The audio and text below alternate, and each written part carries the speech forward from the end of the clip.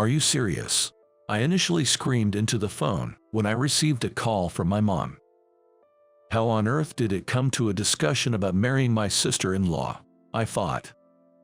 I had no idea why my mother would suggest marrying my sister-in-law. But as my mother continued talking, I eventually found myself listening intently. My name is Brandon, and I'm 31 years old. Suddenly, I am in a state of confusion. This is because when I answered the phone, thinking it was just a routine check-in from my mom, she suddenly said this. Brandon, how are you? Listen, this is sudden, but would you marry Emily? What? What are you talking about all of a sudden? That's not a normal sentence to say after how are you. Why would you say something like why don't you marry Emily? I was so surprised that I shouted out loud.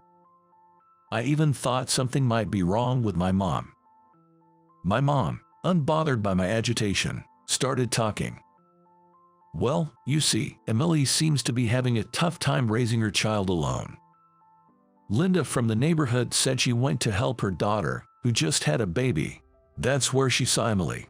I was curious about what Linda, who has been helping me since I was a kid, had witnessed. Linda has always been a nosy lady, unable to ignore anyone in the neighborhood who's in trouble. Emily currently lives about 3 hours away from our house. Because she's busy with work and raising her child, we only get to meet during long holidays like Thanksgiving. This year too, during Thanksgiving, I had a blast playing with my 5-year-old niece Sophie. But the fact that Linda made a point to tell my mom about it made me wonder what state Emily was in. What happened to Emily? That's the thing. According to Linda, Emily was sitting on a bench at the park, letting Sophie play, and didn't even move when Sophie called her mom. She seemed really tired. I see. Emily is always smiling, but that must be exhausting. She's doing everything alone. Holding my cell phone to my ear, I was thinking about Emily. I met Emily, who is my sister-in-law, when I was still a college student. The first time we met was when I was introduced to her by my brother in my senior year, at the age of 22. I have a brother who is 5 years older than me. His name is Michael. Our relationship as brothers was neither good nor bad, I suppose. The age difference played a part, and Michael and I had different personalities. I was a typical baseball kid, involved in Little League and immersed in baseball from morning till night. On the other hand, Michael didn't hate sports, but he preferred reading books or crafting, so we didn't play together much as brothers. Michael was smart and good at studying, so when I became a middle school student, he often helped me with my studies. Brandon, do you have any study guides for the entrance exams? If not, want to use mine? Bro, I don't think I'll understand even if I look at the study guides. Can you teach me? As I prioritized club activities until the last minute during my high school entrance exams, I wasn't confident in the written tests. I figured it would be better to be taught by Michael, who was smart, rather than going to a cram school at that point. After discussing it with my parents, I begged Michael for help. Seriously, first, try solving the problems I give you. Although I solved the problems Michael gave me, the results were not good. Seeing my answers, Michael, who seemed to have switched on, became an incredibly enthusiastic tutor. We studied hard together, and I somehow managed to pass the entrance exam to my desired high school. Michael, already a college student by then, was incredibly happy for me. That's great, Brandon. You worked hard. I was embarrassed but happy at the smiling and ruffled-haired Michael, which was a very memorable image for me.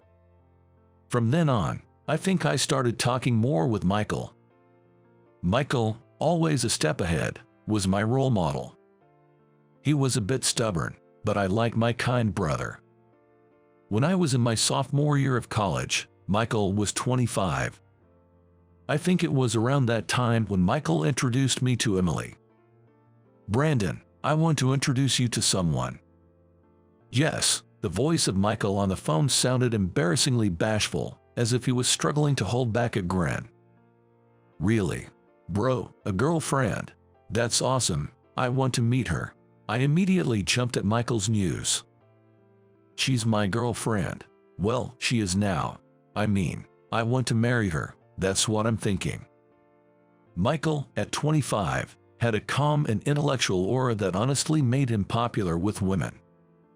He seemed unaware of his own appeal, though.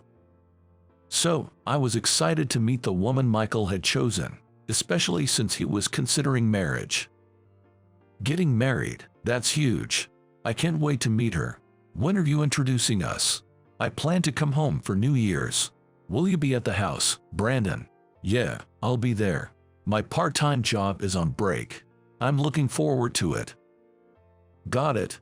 I'll call you again when I have more details. After hanging up, I told my parents, and it seemed each of them had already heard. They were as excited as I was. In anticipation of New Year's, we eagerly cleaned the house and did some serious shopping. Then, finally, the day came when Michael would bring his girlfriend. We were all restless after Michael called to say they were almost here. When the doorbell rang, we even argued over who should answer it. Eventually, I decided to do it and opened the front door. Brandon, long time no see. Are Mom and Dad doing well? They're good. Oh, and you must be his girlfriend. Nice to meet you. Standing nervously behind Michael was Emily, his future wife. When I spoke to her, Emily stepped forward from behind Michael and replied politely. Nice to meet you, I'm Emily. I'm in a relationship with Michael. Sorry for intruding on your New Year's family gathering. Thank you so much for letting me come.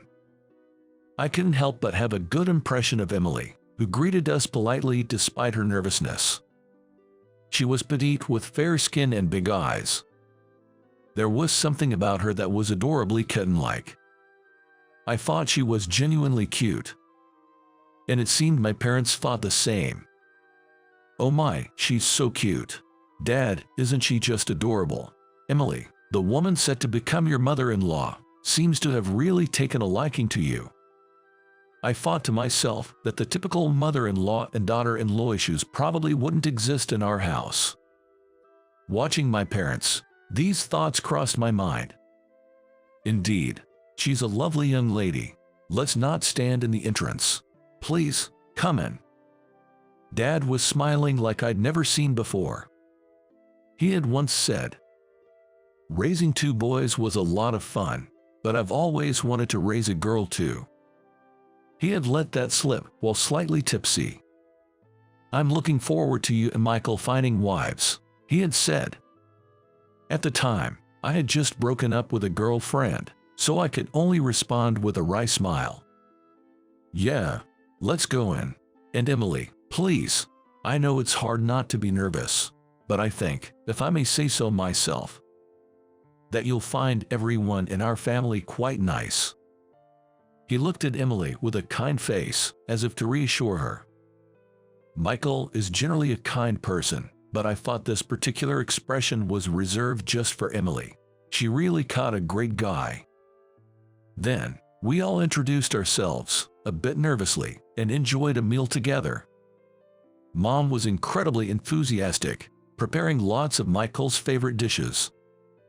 We had a great time looking at photo albums and spending time together. That time is still a precious memory for me. Thanks for today. It was fun. And thanks for meeting Emily. Emily is such a great person. Take good care of her, bro. Yeah.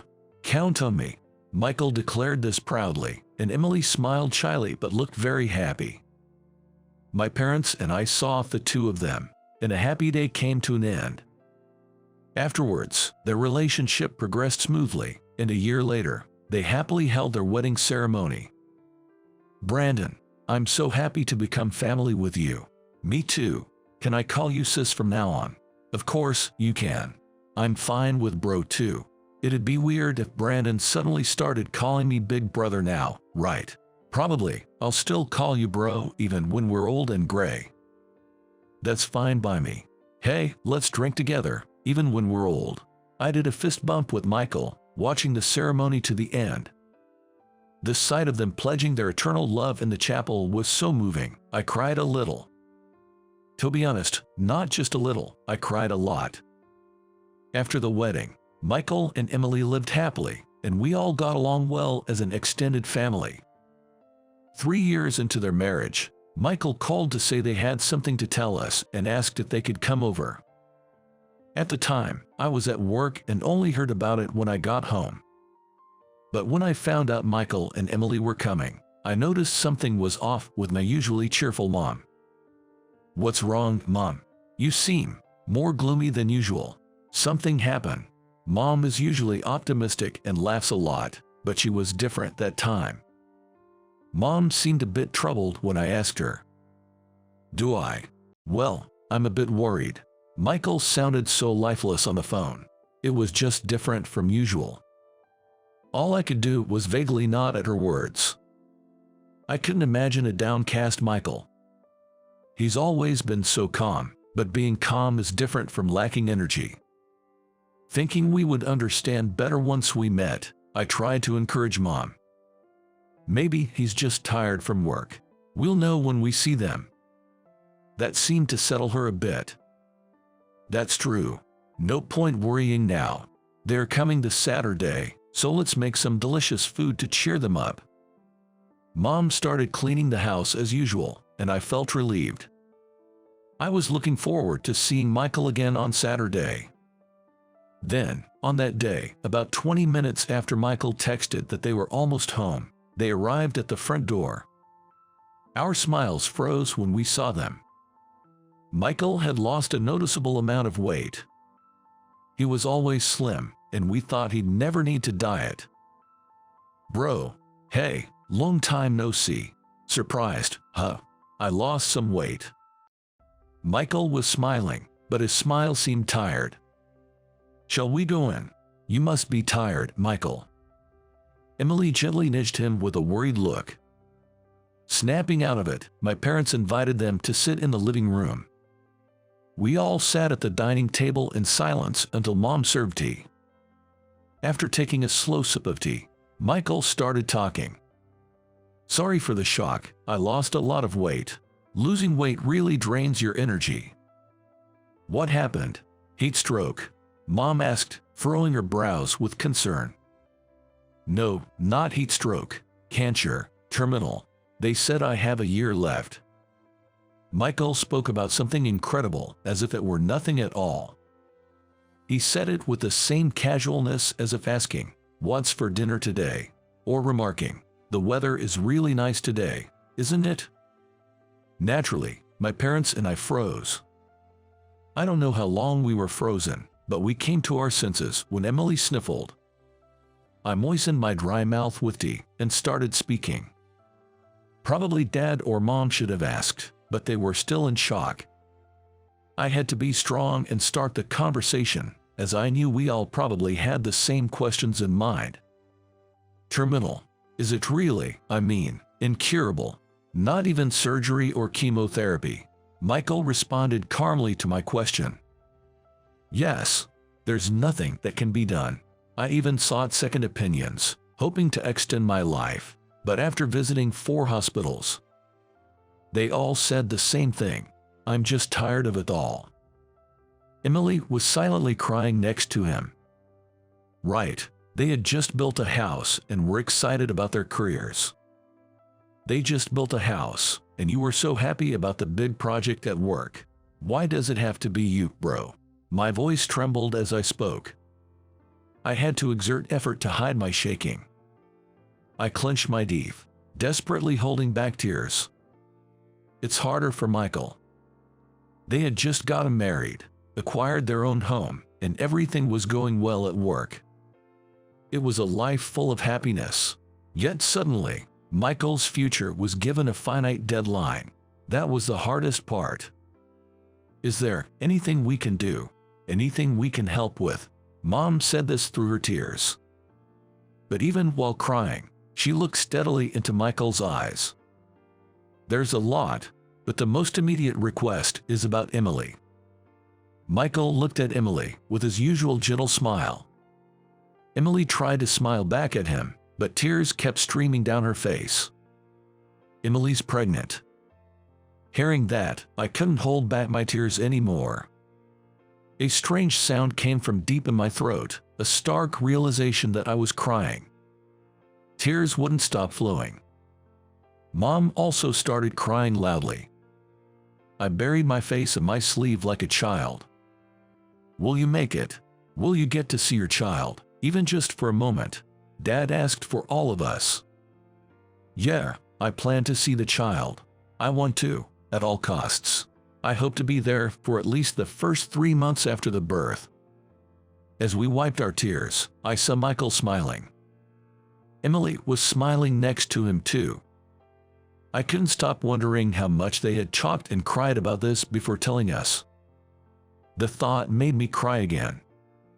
It's going to be tough after the baby is born, right?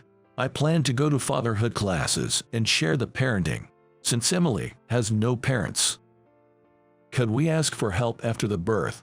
Don't worry, leave it to us. We'll be there for you. Emily, will you rely on me? Yes, of course. Thank you so much, Mom. I appreciate it. Sorry, Dad, Mom. I haven't been a good son. And the order of things is all wrong, isn't it? Sorry, Brandon.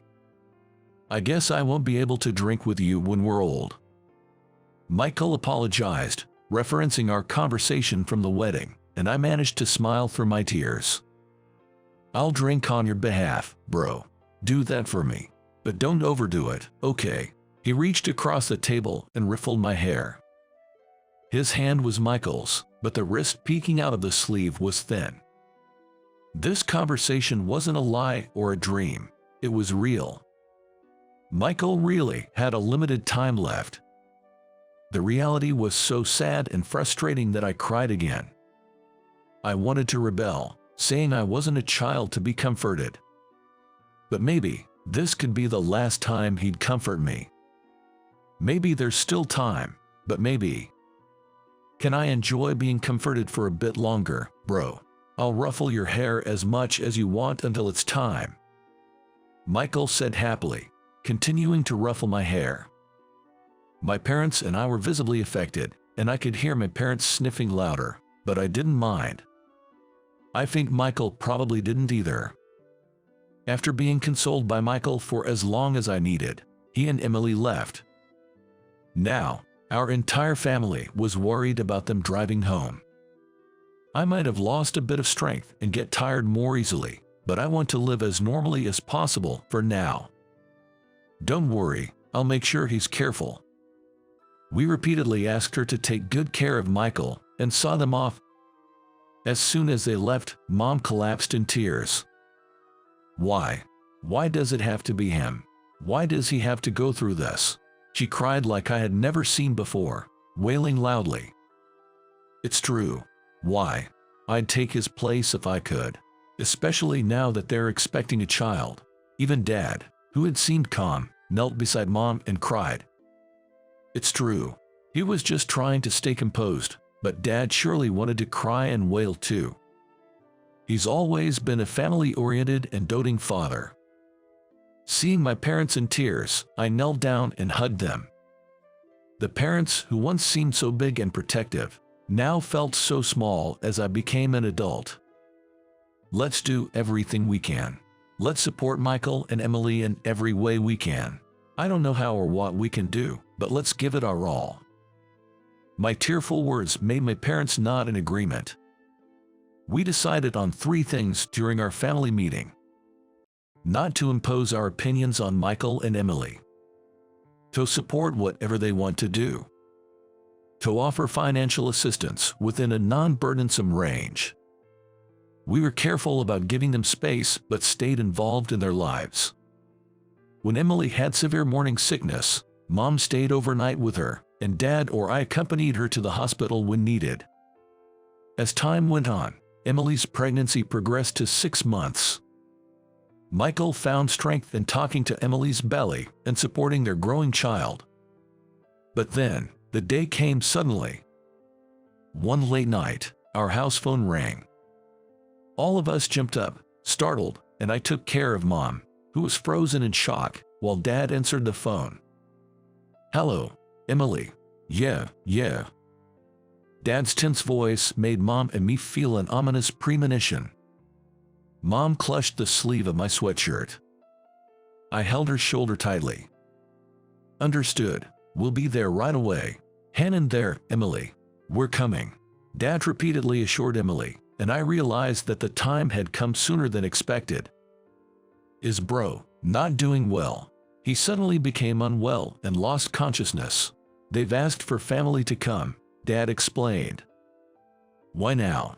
He was so close to meeting his child. Mom cried, unable to hold back her emotions. I felt incredibly frustrated. Encouraging my devastated parents, I spoke up. Let's say our goodbyes properly. Let's get dressed quickly. Dad, should I drive? It might be safer. I tried to speak calmly. That seemed to motivate my parents to get moving. Would you mind? Thank you. No worries. Let's hurry. We then drove through the night on the highway to the hospital. It took about 3 hours using the highway. I kept wishing the hospital was closer. Michael and Emily trusted the hospital's doctors greatly, so we had kept our promise from the beginning not to interfere with their hospital choice. Upon arriving at the hospital, we passed through the night reception and were led to Michael's room. It was a simple private room, where my thin brother lay on the bed. He looked as if he could stop breathing at any moment. Emily was by the bed, crying and holding Michael's hand. Look, everyone's here. Your father, mother, and Brandon. Michael. Oh, why has this happened? Michael, you did well. You were so brave. Despite all the hardships. My parents spoke to him one after another, while I stood frozen, unable to take a step. I had so much I wanted to say to Michael, but saying goodbye felt like accepting the inevitable, and I couldn't find the courage.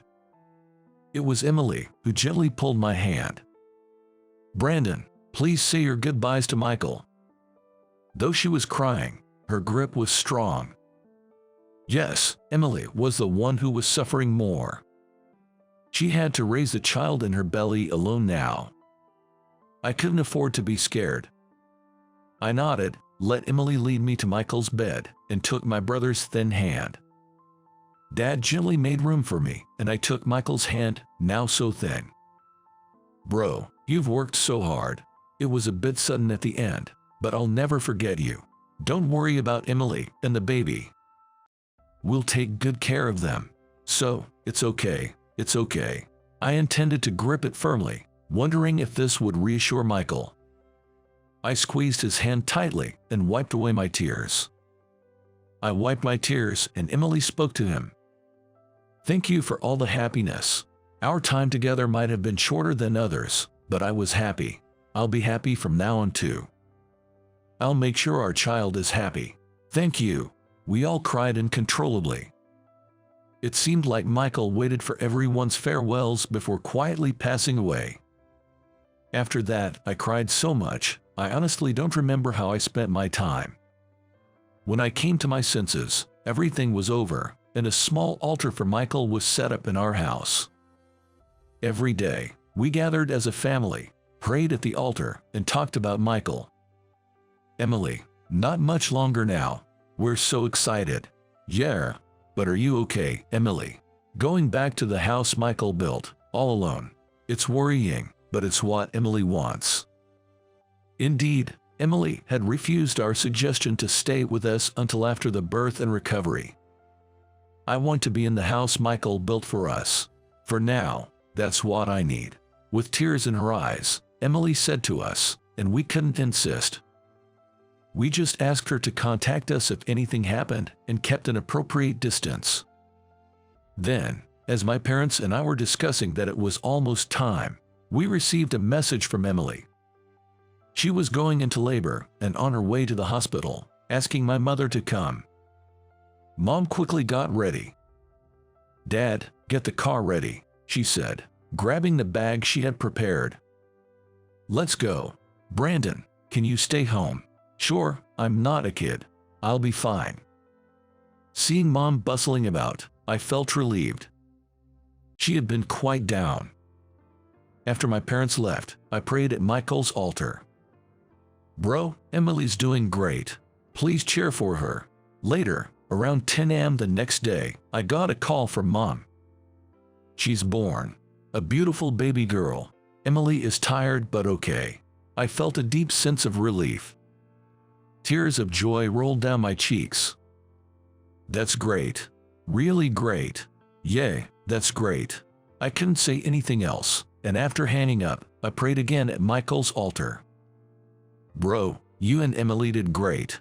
That's wonderful. Somehow, even Michael's photo seemed pleased. I met my niece Sophie about 2 weeks after her discharge from the hospital. Mom had told me that a woman's body post-childbirth is like having been in a car accident, which really scared me. Thank you, Brandon. Emily said this apologetically, propping herself up in bed with the baby in her arms. I'm single and clueless, but I heard that a woman's body after childbirth really needs to be cared for, so please, really lean on Mom and take it easy. Thank you. Your mom has been taking care of everything. That's natural. You're our beloved daughter now, and you gave us a grandchild. Thank you, Brandon. This is Sophie. Michael had named her. Emily offered for me to hold her, but I refused with all my might. Too scary. I couldn't bear the thought of something happening to this delicate being because of me. What would I say to my brother then? No, no, no, no, that's too much for me. What if something happens? My panic made the women laugh, but Dad understood my fear. I get it, Brandon. I was the same when Michael was born. I agreed with Dad and asked to take a photo with my phone instead. Let me hold her when she's a bit stronger. Can I take a picture? Of course. Take as many as you like. She was so adorable up close, and I took countless photos. Suddenly, she opened her eyes. Somehow, she seemed to resemble Michael, and tears welled up in my eyes. Maybe she does look a bit like Bro, doesn't she? I wiped away my forced tears and began my first meeting with Sophie, discussing how she resembles Michael and Emily. While driving to see Emily, I reminisced about all that had happened. Sophie was now a thriving 5-year-old. Emily had been raising her alone while working, and she looked well when she last visited. If something was wrong, I figured it would be better to show up unannounced rather than calling ahead, so this time, I decided not to inform Emily beforehand about my visit to her house. Normally, it would be rude, which is why I usually wouldn't do it. While thinking about this, I arrived at the house Michael built, where Emily and Sophie now live alone. I pressed the intercom button. I heard Sophie's footsteps running inside. Just a minute, Sophie. Don't open the door on your own. Uncle Brandon. Ignoring Emily's words, Sophie flung the door open. Brandon, what brings you here? Emily looked tired. Hey Emily, it's been a while. I'm here to take Sophie for a little while. My sudden offer surprised her. What? Take her? What do you mean? Emily, you're pushing yourself too hard. How much are you sleeping? Eating properly? When I decided to have this conversation, I made sure it wouldn't sound like I was blaming Emily. Knowing Emily, who struggles to ask for help and always tries to handle everything on her own, it was crucial. If she felt criticized, she would only continue to push herself even harder alone. Can you let her kindergarten know she'll be off for 3 days? 3 days. I know you have to work, so I'll take Sophie. I got tickets to that theme park and hotel she's been wanting to visit. We'll be away for 2 nights. So can you let them know she'll be off for 3 days? I showed Sophie the tickets with her favorite characters on them. Sophie, how about going to this park with Uncle Brandon? Recognizing the theme park, Sophie was overjoyed.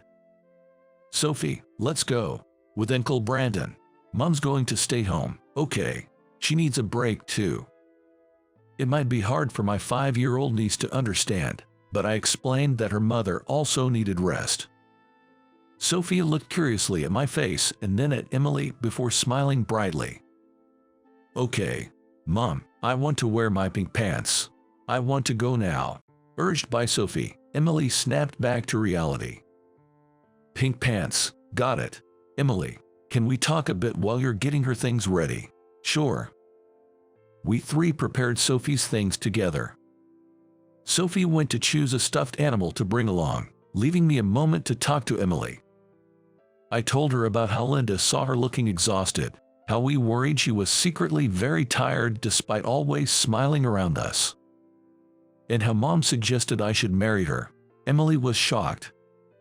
What? Your mom said that?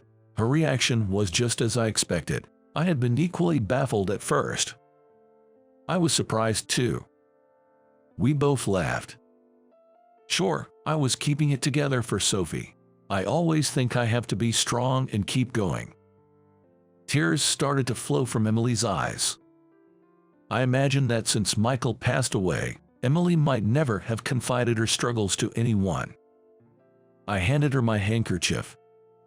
At that moment, I felt a strong desire to support Emily. Perhaps making Mom's suggestion a reality wasn't such a bad idea. Of course, Emily and Sophie's feelings mattered. I actually think it's a good idea. We know each other's personalities, right? There might be parts we haven't shown each other. But it's better than starting from zero. Emily looked up in surprise at my words. Her eyes still had tears in them, but above all, her face was flushed red, which was endearing. Are you teasing me? This is a big deal for me and Sophie. I'm not teasing. I understand it's important. You're tired now and probably can't think straight. Rest first. Oh, and this is from Mom. Saying that, I handed her an envelope filled with cash. I was asked to give this to you, with a message to use it for your own rest. Thank you. Your mom. Emily cried a bit more, but looked somewhat relieved. You look relieved. I'm glad you could cry. Think about what I said, okay? I never thought of you that way, Brandon, since you've always been just my brother-in-law. But now I remember something Michael said. What did Bro say? He said you were kind and compassionate, and if anything happened, I should rely on you, that I could trust you with me and the baby. I laughed because it sounded so bossy. It seemed like a random comment at the time, but now it suddenly makes sense. I laughed, hearing Michael's premonition. Indeed, it was somewhat presumptuous, but Michael would never entrust what he cherished to someone he didn't trust. At the very least, he trusted me enough to believe I could take care of his wife and child. I laughed to hide the sting in my nose. Bro, you were amazing. So insightful. When Emily laughed, Sophie came back, carrying an impossible amount of stuffed animals in her arms and looking extremely pleased with herself. Sophie's adorable expression made both Emily and me laugh. After convincing Sophie to bring just one toy, she and I set off for 2 nights of fun. Sophie was well behaved, managing bathroom trips and changing clothes on her own. Having bathed with her at my parents' house, I knew there'd be no issues there. What struck me was her limitless energy. How could a child have so much stamina? By the second night, I fully realized the challenges of parenting. At the same time, I deeply respected Emily for doing it all alone. All right, let's head back to Mom's place. Yay! After thoroughly enjoying ourselves for 2 nights and 3 days, we returned home to where Emily was waiting. Since I had told her we'd be arriving soon, Emily was waiting for us in front of the house. Mommy, Sophie waved excitedly from the car window. After parking and opening the door to get her out, she ran straight into Emily's arms. Chattering away, she told her mom all about our adventures. Emily, smiling and listening, seemed a bit more energized. Once inside, Sophie plopped down on my lap, making a chair out of my arms. Ah, so cute. I found myself smiling naturally. As I recounted our activities over the past couple of days, Sophie started to get sleepy and a bit fussy. When Emily suggested it was bedtime, Sophie refused to be held by her. I want to sleep with Uncle Brandon. Not Mommy, Uncle Brandon. Hold me. I picked up the grumpy Sophie and asked Emily to prepare a bed. All right, let's sleep. Uncle Brandon will sleep too. I lay down next to her on the bed. Sophie, apparently very tired, talked for a bit but soon fell asleep. I watched her peaceful sleeping face, thinking how adorable she was, and eventually, I must have fallen asleep too. I was awakened by Sophie patting my face. Wake up. Seeing me jump up, both Sophie and Emily burst into laughter. What? Seriously? I fell asleep. You looked so comfortable sleeping next to Sophie that we didn't want to wake you. I can't believe it. Even though I thought I was fine, keeping up with a 5-year-old's boundless energy for 2 days straight was apparently quite exhausting. Hey, Uncle Brandon, aren't you staying here? Sophie suddenly started the conversation. Huh? What does she mean by staying here? Like me, Emily seemed confused too. What do you mean? I want Uncle Brandon to always be at our house. I want to go out and play again, eat meals together, and nap. I wish Uncle Brandon could be my daddy. Sophie, your daddy is. I stayed silent, watching carefully. Emily seemed unsure of how to respond. As Emily was deep in thought, Sophie said to her. Pointing at Michael's photo, Sophie said, "It's okay to have 2 daddies." At those words, Emily started crying, and I couldn't help but cry too. Seeing us adults suddenly tear up, Sophie looked bewildered. Mommy, does it hurt somewhere? No, honey, I'm fine. I'm just surprised by how thoughtful you are. Yes, having 2 daddies is okay. Wow, really? You're truly Michael and Emily's child. I wiped my tears, feeling genuinely moved. Children are incredibly pure. They leap over the complications adults get caught up in without a second thought. So, Uncle Brandon, I want you to be my daddy. Feeling the weight of Sophie hunting me, I silently vowed to make her and Emily happy, in Michael's stead. Of course, that includes both Sophie and Emily. I want Uncle Brandon to be my daddy. Should we ask Mom? If Michael were here, he'd surely laugh and say everything will work out just fine. Thank you, Brandon. How about we start by dating? With the understanding that you'll be a dad, those words made me incredibly happy. Thank you, I'm looking forward to it. Yay, let's hug. Mom and Uncle Brandon, hug. Sophie pulled me over to Emily for a hug. All 3 of us were smiling. Sophie kept saying hug over and over, giggling happily, while Emily smiled shyly. I vowed to myself and to Michael to always protect these smiles. I'm going to let go of the employee who didn't finish high school and bring in a talented college graduate. Haha. I was unfairly accused of a mistake I didn't make and was informed I would be let go. Despite having dropped out of high school and contributed to the company for nearly a decade.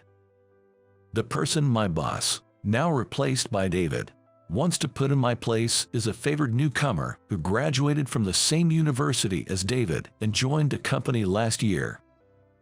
David was quite disliked by the employees from the start due to his arrogant attitude, as he was hired as a manager through nepotism, being the brother-in-law of President Thompson.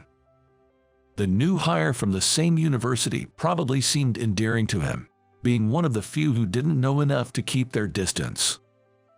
But it's unreasonable to think of making him a manager in his 2nd year.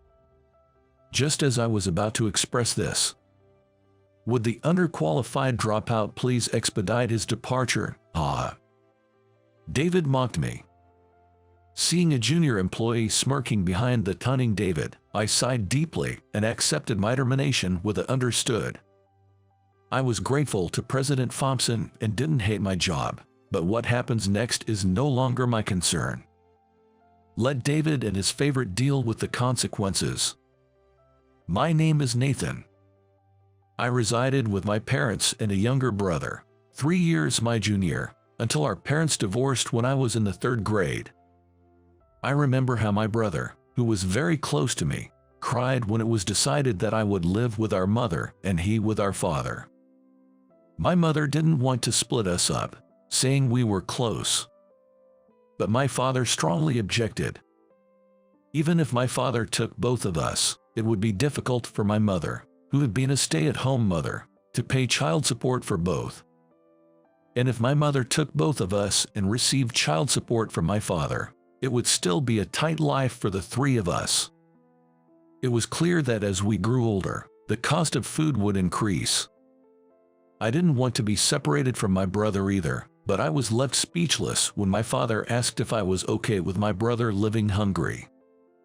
My father argued that it was best for each parent to take one child without child support, claiming it was a mercy for him to take my brother, who had 3 more years of care. Despite my mother's resistance to separate us, she couldn't convince my father. So, at the end of my 3rd grade year, I ended up living with just my mother. My mother, who had been a stay-at-home mother, was worried about finding a job, but she got hired by a home service company within 2 weeks. While she laughed that her housewife experience came in handy, I occasionally caught her in a state of melancholy. She probably worried about my brother. Despite my requests to see my brother, my father always found excuses not to let us meet. Too busy with the new school. Tired from daily lessons. No time due to after-school club activities. The reasons varied, but my mother and I never got to see my brother. By the time I entered middle school, my mother seemed less depressed about not seeing my brother. She's perhaps having adjusted to our life together or resigning to the fact that my father wouldn't allow it. We managed a stable life. My mother's job was stable and my grades were good. Thanks to her advice to focus on my studies to broaden my future job options. Life is mostly spent working, not studying. The choice of job can significantly affect one's life quality. Hence, it's wise to work hard in school to increase job options. That was my mother's belief. Though she had been a stay-at-home mother, she was actually a graduate of a prestigious university and had worked for a major company. It seems she resigned from her job at my father's request when they got married, but she regrets that decision now. Being a significant corporation, they offered comprehensive benefits, and numerous parents opted for reduced working hours to accommodate child care needs. She met my father while he worked at a branch of that company. Looking back, he probably wanted me to stay home because he didn't like me working at a bigger company than his. I agreed with her words. The father I was acquainted with consistently exhibited a sense of superiority. He looked down on my mother with just a stay-at-home mother whenever he was displeased.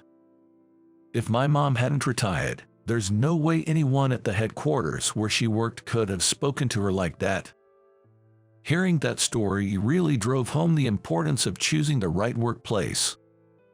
If my father worked at the parent company and my mother at a branch, I'm sure he would have looked down on her, even though she was working too. Given how my father is, he probably behaves terribly towards anyone he considers beneath him, even outside of work. I decided I didn't want to be demeaned by people like my father in my career. Thinking about my future, I enrolled in a technical high school strong in IT. The high school I attended ranked around 30th nationwide, indicating it had a fair share of bright students. Perhaps because of that, there wasn't a small number of female students, and I even got a girlfriend for the first time in high school. I thought I was having a smooth-sailing high school life, but then, just after I advanced to my sophomore year, my mother suffered a heart attack. That day was so cold that it snowed, even though it was April. I contacted my father for the first time in years. I wanted to ask for financial support. I didn't expect my father, who hadn't even sent me a word for birthdays or congratulated me on my entrance or graduation, to help. But he's still my father, after all. We agreed on no child support, didn't we? You'll have to manage on your own. Though it was a faint hope, my father flatly refused me. I quickly started a part-time job. It was at a diner run by an elderly couple nearby. Knowing my situation, the elderly couple took quite a liking to me. The meals they provided were lavish, and they were generous with my wages too. Thanks to them, I was able to continue living as before, but one day they said, "We've decided to close the diner, sorry." They decided to close due to physical limitations. I later heard from a regular customer that the business was barely making it.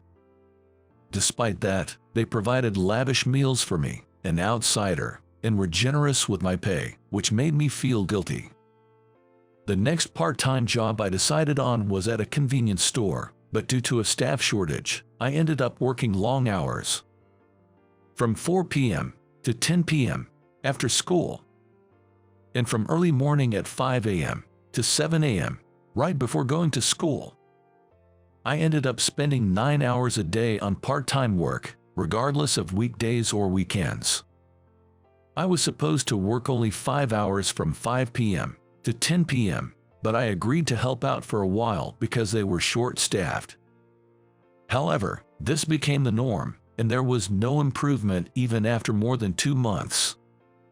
With almost no free time left, I was dumped by my girlfriend and began to neglect my studies.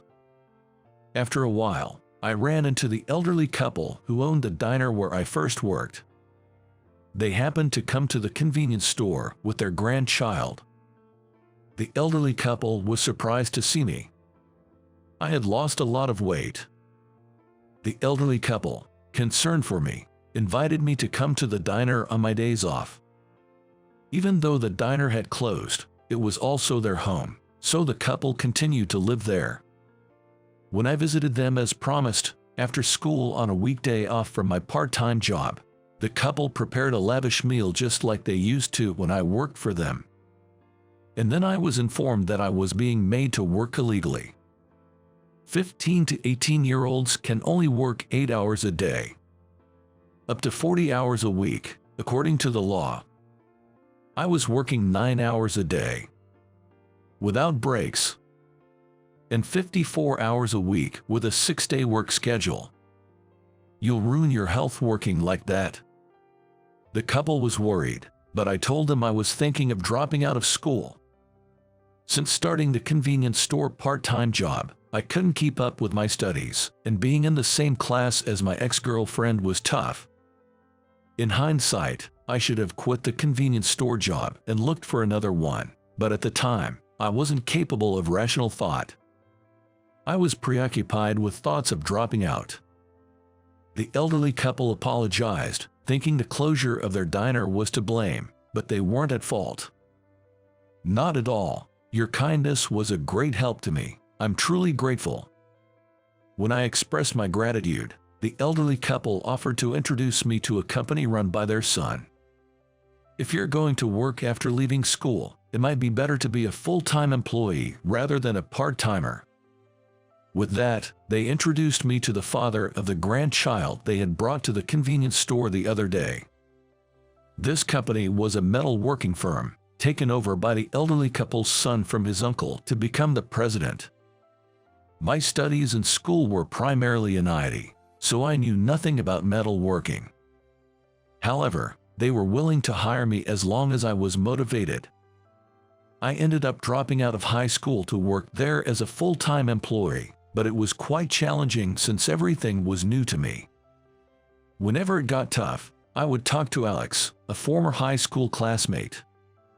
Alex was studying metal working in the mechanical department, so he was able to give me advice.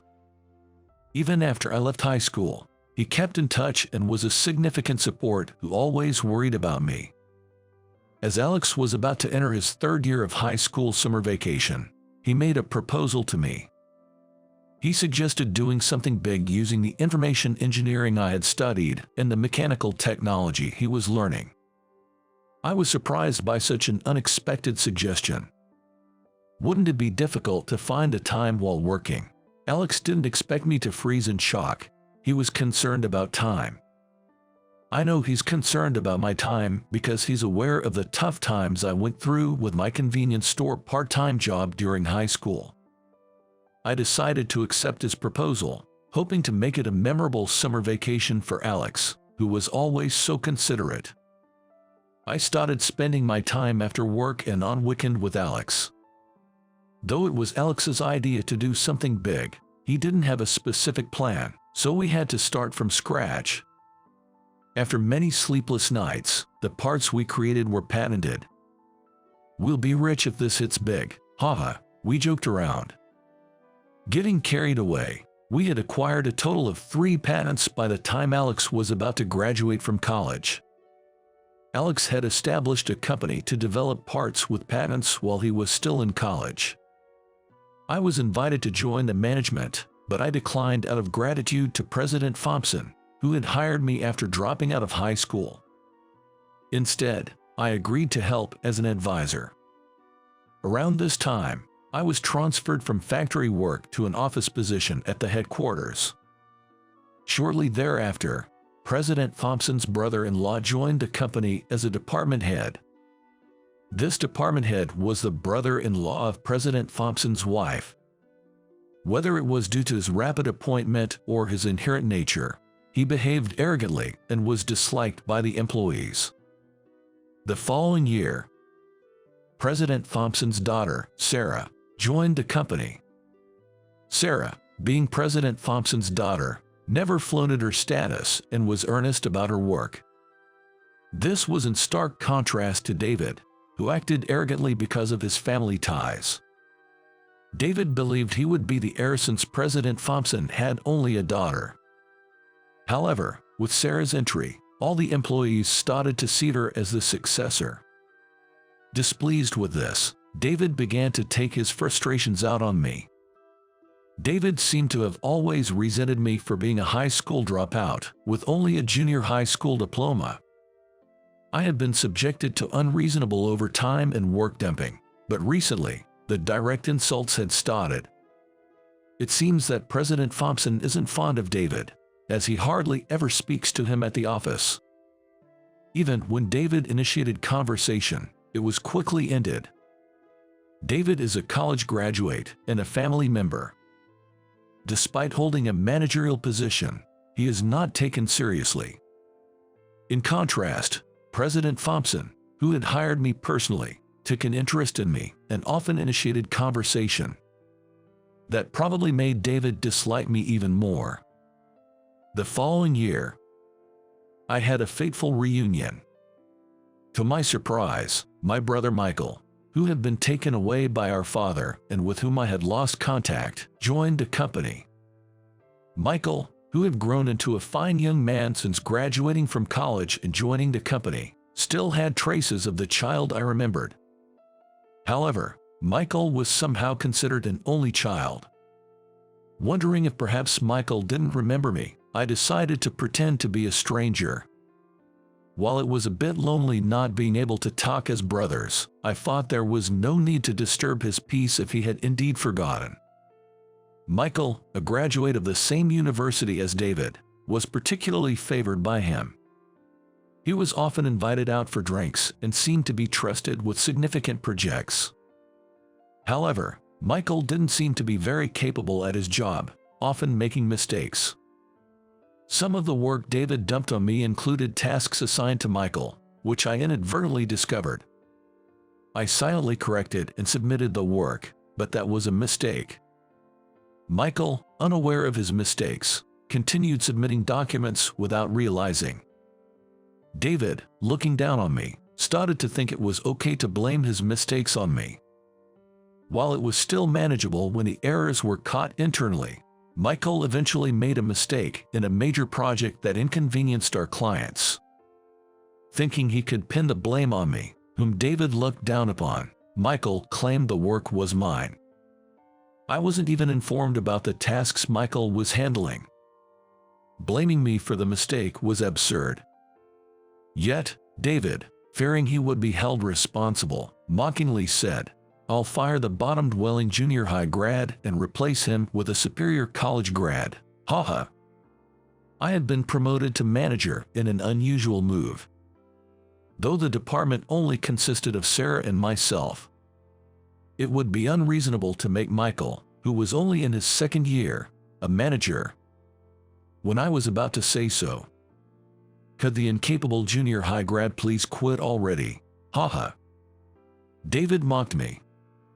I realized the endearing Michael I once knew was gone. Seeing Michael smirking behind David, who was making snide remarks, I sighed deeply and accepted my dismissal with a "understood." Sarah tried to intervene, but David wouldn't listen. "Are you going to use your father's power against me?" Sarah disliked being viewed through the lens of being President Thompson's daughter. She always cared about not dishonoring her respected father. Probably thinking Sarah would stay silent if accused of using her father's power, David continued. But Sarah didn't stay silent. She explained that firing me now would cause more trouble for the company, making it a matter beyond using power. Still, David ignored her words and ordered me to leave immediately. I was grateful to President Thompson and didn't dislike my job, but what happened next was no longer my concern. Let David and his accomplice bear the responsibility. A month later, I was employed at Alex's company. After being dismissed, I immediately contacted Alex and started working for him. It was a small company with only 10 employees, but its annual sales exceeded $5 million. Most of that was from patent profits. In addition to the patents Alex and I obtained, the company had acquired dozens more. Alex's company developed parts and sold the patent technology. During a meeting to plan the next part development, I received a call from Michael. Of course, I didn't answer during the meeting, but the calls kept coming. "Who's calling? Isn't it an emergency?" Alex asked with concern, but after I informed him it was a junior from my previous company, I turned off my phone. After the meeting, I turned on my phone and found a message. "Big bro, my bad. Please answer the phone." It was written like that. Michael recognized me as his brother. Yet, he had set himself up as an only child and looked down on me, which infuriated me. The reason Michael, who was once so honest and kind, had come to look down on others could only be attributed to our father's upbringing. After divorcing our mother and taking Michael with him, it seems my father quickly remarried another woman. Essentially, he had been having an affair.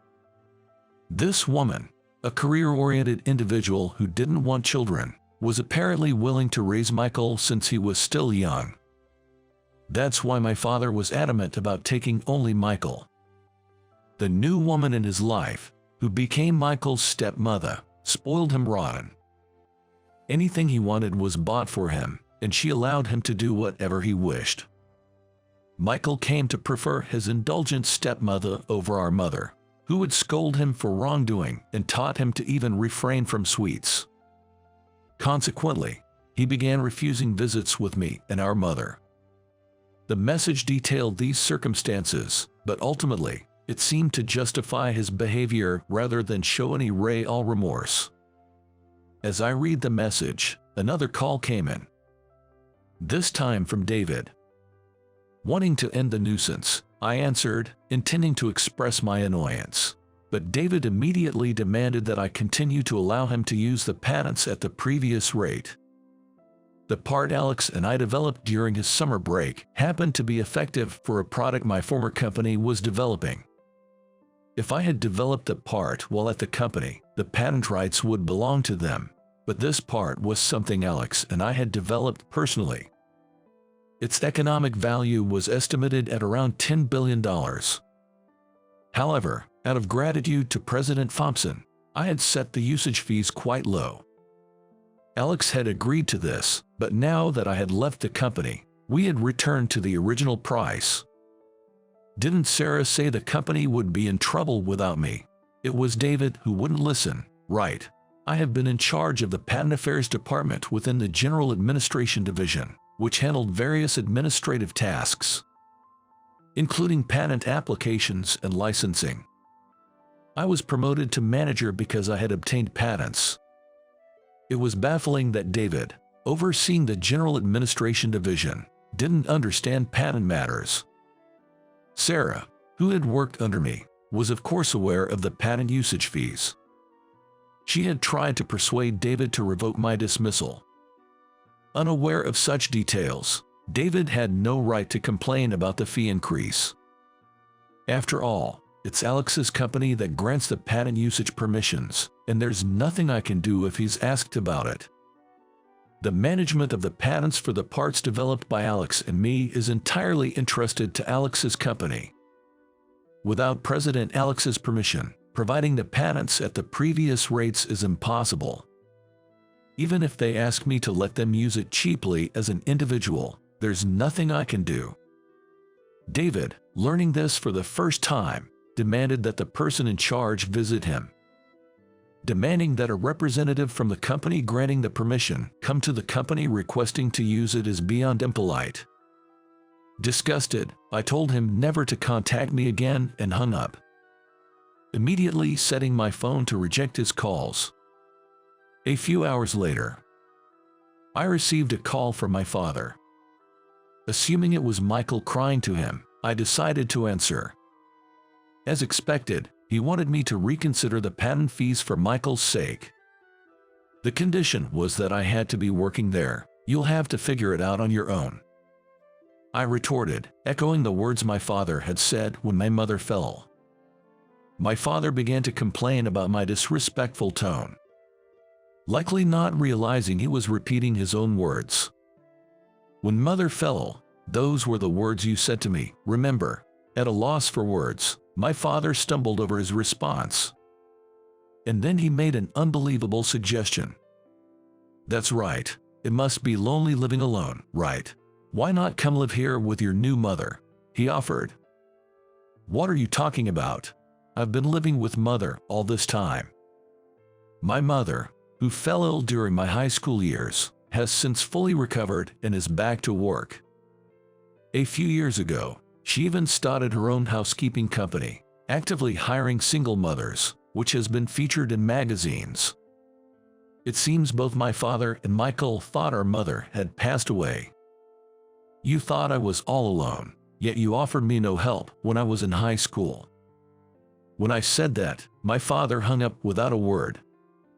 I thought he should have at least offered an apology before hanging up, but since I had no intention of forgiving him, it saved me the wasted time.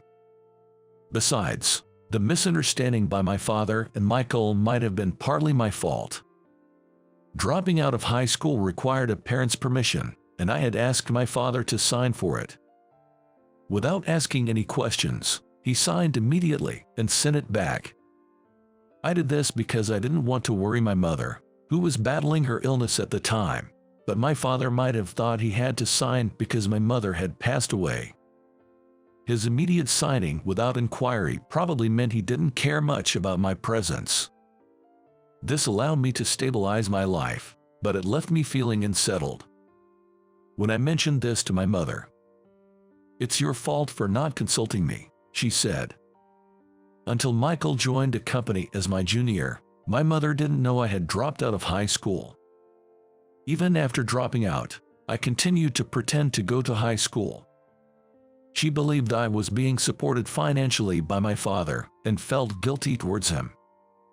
However, when Michael joined a company and started mocking me for being a junior high school graduate along with David, I became irritated, forgot my lie, and complained to my mother, which led to her discovering the truth. After scolding me for acting recklessly and making decisions on my own, my mother apologized to me repeatedly. But it's not like she wanted to become sick.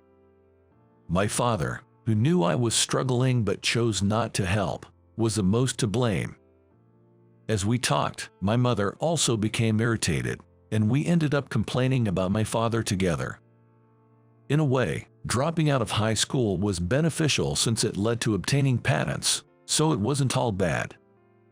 Although I'd be lying if I said I didn't miss my high school days, I don't regret my decision. Later on, after hearing the story from Sarah, President Thompson fired David and gave Michael a 6-month pay cut. It seems President Thompson never had a high opinion of David to begin with. He regretted hiring David, who had been pushed onto him by his wife's sister, with the condition that he could be fired if he caused any trouble. Michael, still young, was given a chance for re-education in hopes he might change his ways with just a pay cut. I knew about this because Sarah told me. After I left the company, Sarah kept inviting me out to eat. Thinking she was trying to appease me over the patent rights, I continuously refused. Eventually, feeling guilty for refusing so many times, I clearly told her, "I don't have the right to decide the price of the patents, so I can only keep refusing your invitations." Sarah was surprised, not realizing I had thought that way about her invitations. She had no such intentions and simply didn't want to become distant from me. She truly just wanted to have a meal with me.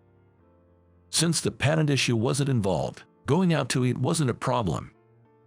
Sarah and I started going out for meals frequently, and she eventually confessed her feelings to me. Surprised, as I hadn't expected her feelings to be romantic, I accepted her confession, having harbored some feelings for her myself. Now, I'm more smitten with Sarah than she is with me. Although President Thompson asked me to return, I declined, saying I enjoyed my current job. I didn't dislike metalworking, but I found the work in part development more enjoyable. President Thompson accepted this, saying it was fortunate I found a job I enjoyed. We've since established a good relationship, even forming joint research and development project teams between our companies. As for my mother, she filed for damages against my father and his new wife. My father claimed it was too late due to the statute of limitations, but my mother had only recently learned of the affair. She had suspected his infidelity due to his cold behavior during their marriage but had no proof. However, it was only last month that Michael's message turned my suspicions into certainty. My mother is determined to thoroughly punish my father for not offering a helping hand when I was struggling. The court ruled in her favor, and my father and his new wife were ordered to pay her damages. They blamed Michael for leaking the information and kicked him out of the house. After being demoted and kicked out, Michael seems to be living a difficult life. It's unclear if that was the reason, but I heard that he was fired for getting involved with a married woman who was giving him money. If I, a high school student at the time, could support my mother and myself, then Michael, a college graduate and adult, should be able to manage with some effort. Perhaps a bit of hardship would serve as good medicine for Michael, who had come to look down on others. Furthermore, it seems the lawsuit for damages has led to divorce issues between my father and his new wife. The new wife blamed my father for bringing Michael into the family, and my father blamed the new wife for insisting on it, leading to an unresolved situation.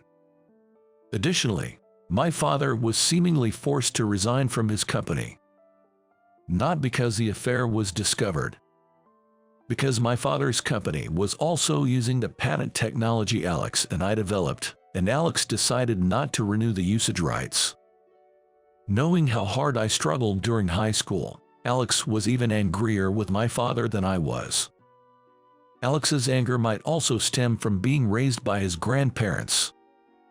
Alex lived with his single mother until middle school, but was sent to live with his grandparents when he entered high school, because his mother's new husband refused to take him in. Since then, his mother left everything to the grandparents and lost contact, not even providing child support. Fortunately, Alex's grandparents were reasonably well off, allowing him to graduate from college, but he felt guilty for the trouble he caused them. Hoping to repay them by making money through development, Alex proposed we undertake a significant project. When I heard this, I understood why he had been so eager to do something big, yet had no specific plan in mind. Alex despises those who fail to fulfill their parental responsibilities. He gets irritated even hearing news stories about children being victimized, So it's no wonder he's even more upset about someone close to him. We developed it with the hope that it would be used for the good of others, and I don't want it used by someone who won't even help his own son," Alex declared, refusing to renew the contract as long as my father was involved with the company. This led to my father being pushed to resign. Initially, my father refused to resign over a past affair, but the cold treatment from those around him became unbearable, and he left. People had perceived my father as a loving husband and doting father. But once they learned the reason for the non-renewal of the patent rights, they felt deceived by him. It seems my father had been introducing his new wife while still married to my mother. Everyone was surprised to suddenly learn he had a son entering elementary school, but assumed the boy had simply never come up in conversation. Discovering that the woman he introduced as his wife was actually his affair partner, and despite seeming to adore his son, he hadn't helped me, his eldest, must have felt like a betrayal. My father lashed out, saying, "You're the ones who assumed everything was ideal." While I can understand my father's feelings to some extent, adultery is generally unacceptable, and providing for one's children is a basic responsibility. Facing cold stares was a consequence of his own actions.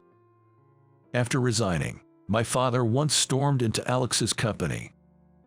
He's complaining that it was unfair to terminate the contract over personal issues. Indeed, personal feelings were involved. But legally, there was no issue since the rights were still acknowledged, just not renewed. Alex refuted my father's arguments, and he left dejectedly. Later, President Miller of the company my father worked for came to plead for the continuation of the patent rights contract. "We'll accept the renewal if you're willing to pay a higher price." The original contract was made when the technology was new and its demand uncertain, so the usage fee was quite low. President Miller reluctantly agreed, likely because they desperately needed the patented technology. After President Miller left, Alex joked, "Is this what they call poetic justice? Promoting good and reducing evil?" Alex, striving to repay his grandparents, became the president of a successful company with an annual revenue of over $5 million and continues to live happily with them. My mother, who fought her illness while living honorably, started her own company and achieved success. Though we faced hardships, enduring adversities has led us to fulfilling lives doing what we love. Yet, my father, who selfishly abandoned my mother and me, ended up unemployed and burdened with alimony payments. His new wife, also facing alimony payments, is entangled in a messy divorce with her now jobless husband. Michael, perhaps influenced by being taken by my father, suffered due to his arrogance and condescending attitude towards others. Both David and Michael lost their jobs. In the end, those who demean others seem unable to find happiness.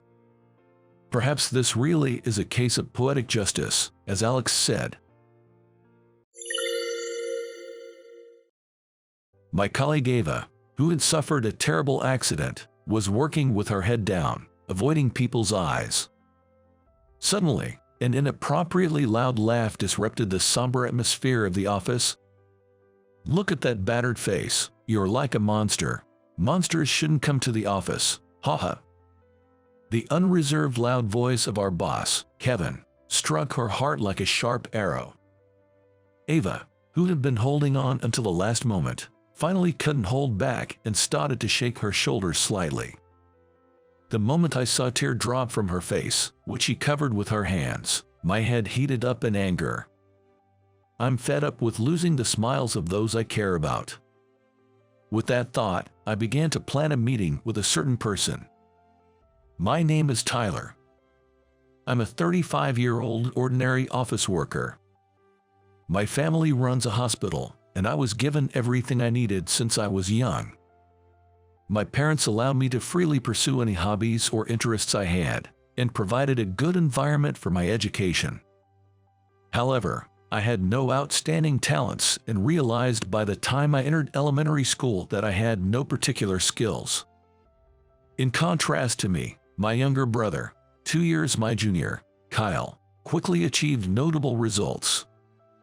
Kyle, with intelligence much like our father's, continued to deliver results one after the other, quickly becoming the focus of our father's expectations. But I didn't resent that. Instead, I was thankful that I could live freely without any constraints. However, this relationship crumbled fragilely during middle school. While I aimlessly attended a local middle school, Kyle was accepted into a prestigious middle school in New York. Seeing Kyle aiming for medical school to follow in our father's footsteps, I started to feel a sense of alienation. My father also seemed to pay attention only to Kyle, as if I didn't exist. Having lost all confidence, I became unable to attend school and started to shut myself in my room. The one who continued to love me unchanged was my mother. "You have your own strengths. Don't worry, there are so many fun things in the world. You don't have to rush." My mother was an optimist and always reassured me that it's okay. Hearing her words somehow eased my anxiety, and I felt that I had value as I was. Thanks to her, I managed to graduate from middle school and went on to a local high school. I had been playing games as a hobby, and on a whim, I decided to create my own game, which was unexpectedly well received when I presented it at the school festival. Seeing me interact with classmates through my game, my mother was very pleased. "I'm glad you found something you're passionate about."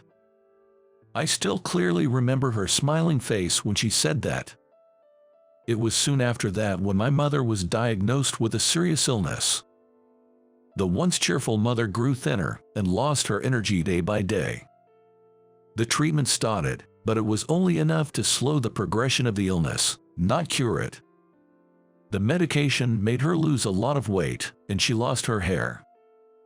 Eventually, she couldn't live at home anymore and spent her days lying in her hospital bed. Just before she passed away, she muttered with a sad face, "Why me? I still want to live."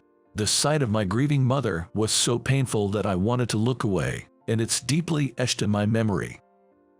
Afterward, I became a working adult and joined a newly established game company. Determined not to disappoint my mother in heaven, I dedicated myself to work every day. "Good morning. You're looking down again. Cheer up." The one who greeted me energetically was my colleague Ava. She was cheerful and friendly to everyone, brightening the atmosphere at work. Not only was her mood uplifting, but she was also highly skilled, having contributed to several hit projects as a programmer.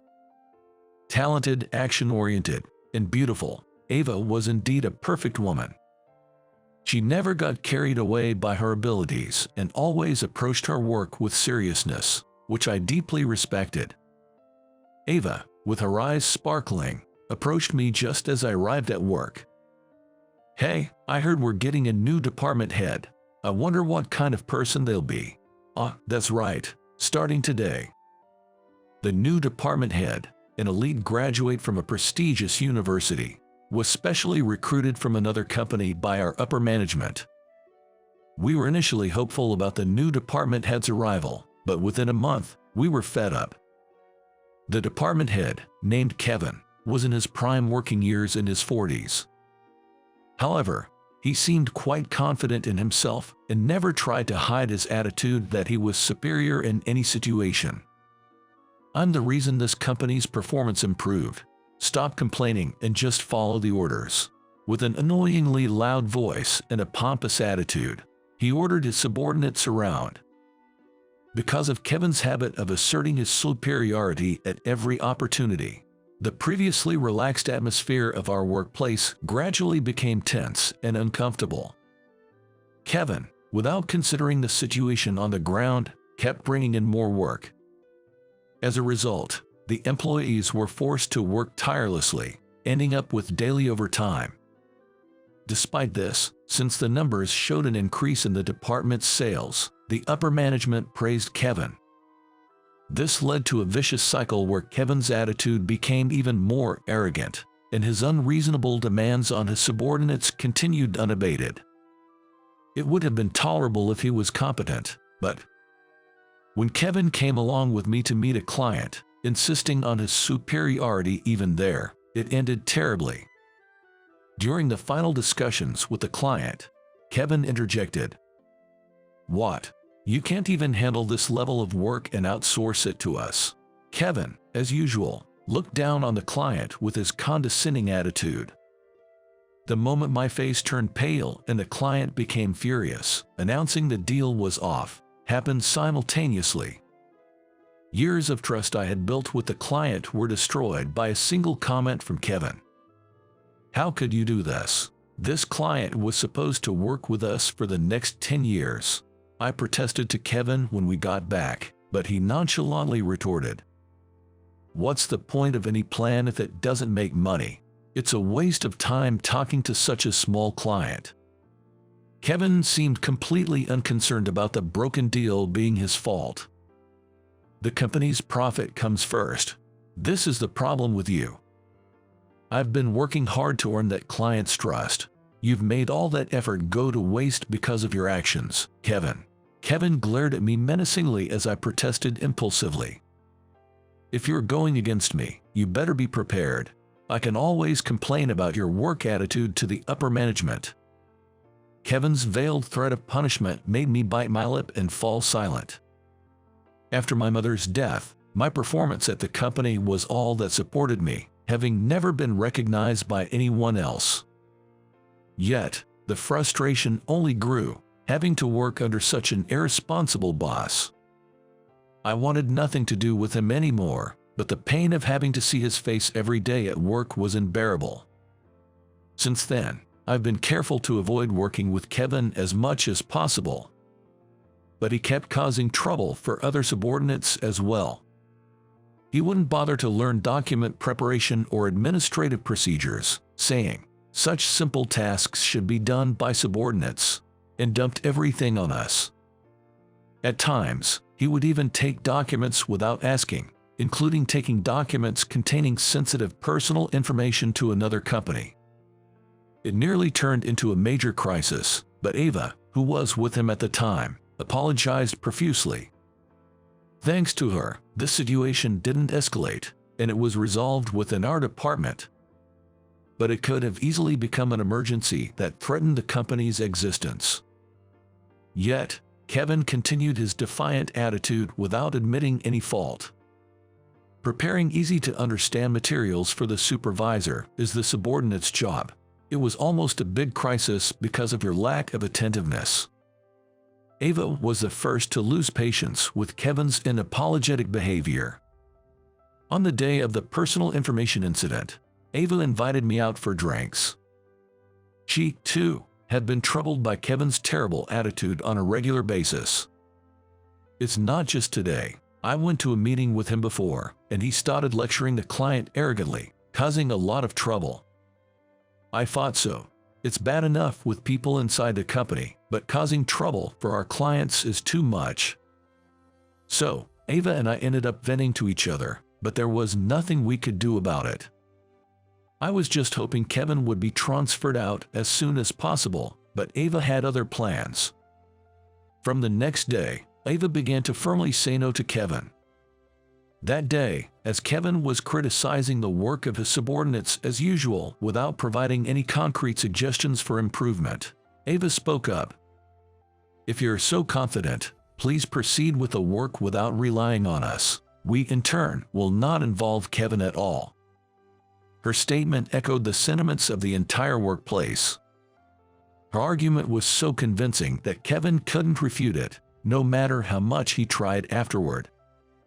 Seeing this, spontaneous applause broke out from the employees in the department. Everyone was fed up with Kevin's tyranny. Completely isolated, Kevin glared at us in silence, his face flushed with anger. While everyone was expressing their gratitude to Ava, Kevin shot her a furious look. After being humiliated in front of everyone, Kevin began to harbor a grudge against Ava from that day on. "You will see. You've made a fool of me like this. I'll get back at you someday." Muttering complaints, Kevin returned to his desk. Following that day, Kevin became subdued, allowing the employees to carry out their daily work smoothly. Everyone was thankful to Ava for speaking up so clearly. Especially Henry, the manager caught between Kevin and his subordinates, was so moved that he tearfully thanked Ava. We all hoped for a return to a peaceful workplace. But then, shocking news was brought to the workplace. Ava had been involved in a serious accident. She was out on a visit with Kevin by car when they unfortunately got into an accident. Ava was unconscious when taken to the hospital and had to be admitted. Kevin, on the other hand, had no serious injuries and showed up to work the next day as if nothing had happened. It was all because of her poor driving that I had such a terrible experience. She should work on her driving skills before meddling in other people's work. Ava is seriously injured and hospitalized. Isn't it cruel to speak like that? I couldn't help but retort to his sharp words. But Kevin just smirked with a chilling smile. A sudden feeling of unease washed over me. Anyway, when Ava comes back, please don't say anything that could upset her. All right, we'll see if she can come back here after she's discharged. His ambiguous statement made me frown. Kevin left with a creepy smile, saying no more. The reason for Kevin's behavior became clear 2 months later when Ava was discharged from the hospital. Her condition upon returning to work was dire. Ava, I'm sorry for showing you something so unsightly, with these scars remaining. Speaking in a low voice, Ava then headed to her desk, her head bowed. The sight of her, so different from the bright and smiling person who used to greet me, made me feel melancholy. Her face was still healing, covered in bandages, with more than half concealed. The visible skin was discolored from the injuries, and her muscles were contorted, distorting her mouth. Her once smooth and beautifully shaped face, like a boiled egg, was now unrecognizably distorted. I couldn't find the words to comfort Ava, who quietly kept her head down. Although I knew about the serious accident, I wasn't aware of the extent of the injuries to her face. Ava worked with her head down, making sure no one could see her face. Sensing the situation, the colleagues remained silent, not attempting to start a conversation. But the somber office atmosphere was suddenly shattered by Kevin's inappropriate laughter. With a face like that, all bumpy, you look like a monster. Monsters shouldn't come to the office. Kevin's loud and insensitive remark made everyone stiffen. Naturally, Ava heard it too, and his words shattered her heart like a sharp arrow. Ava, who had been holding back until the last moment, started to shake her shoulders finally, unable to contain her emotions any longer. The moment I saw a tear drop from her face, which she covered with her hands, my head heated up with anger. Having worked with her for many years, I had never seen the always smiling Ava cry. Her saddened appearance overlapped with the image of my mother before she passed away. My mother also had a disfigured face and cried every day. I was fed up with losing the smiles of loved ones. When I noticed her tears, such feelings stormed through my mind. I immediately stood up, shielding Ava from behind. Then, I raised my voice in anger at Kevin, who was still laughing thoughtlessly. Kevin, that's way out of line. As a supervisor, no, as a person, this is unacceptable. Apologize right now. What? I haven't done anything that needs apologizing for. Are you accusing me of something too? If you don't like having me as your supervisor, work somewhere else. Saying this, Kevin left the room while making a call somewhere. I considered going after him but realized I had more important things to attend to. Turning back, I saw Ava quietly shedding tears, her head bowed in sadness. I couldn't let her be saddened like my mother was. Taking her hand firmly in mine, I spoke with sincerity. Don't worry about a thing. I'll always be here for you, so there's no need to worry. Just as my mother used to encourage me, I spoke gently and gave her a reassuring smile. Working together at this company, Ava always greeted me with a radiant smile. Now was the time to return the favor, I thought, as I gently patted her back with encouragement. Soon after, I was called in by the upper management. I was subjected to a stern questioning. It was about the incident where Kevin took documents containing personal information to another company. Somehow, the story had been twisted to suggest that it was not Kevin but I who had made the mistake, and the management was grilling me. I had no recollection of such an event and desperately tried to explain, but no one would listen. Before I knew it, my transfer to a rural area was decided. All this happened just a few hours after my confrontation with Kevin.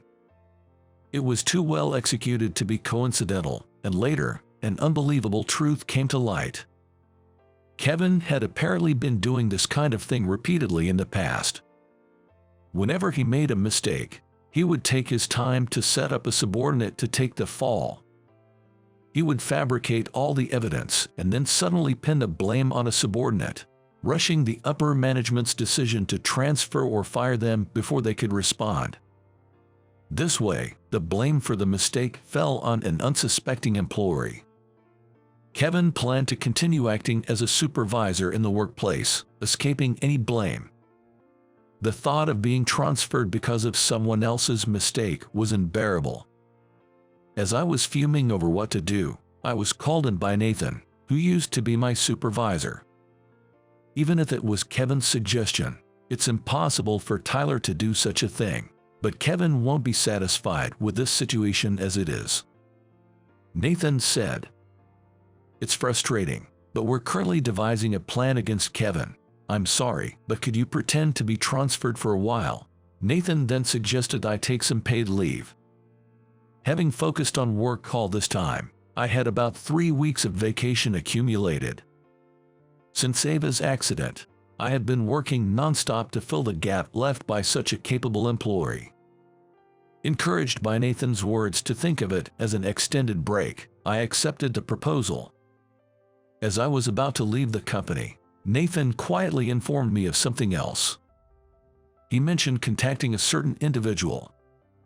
It was Harrison, the chairman of the group of companies overseeing ours.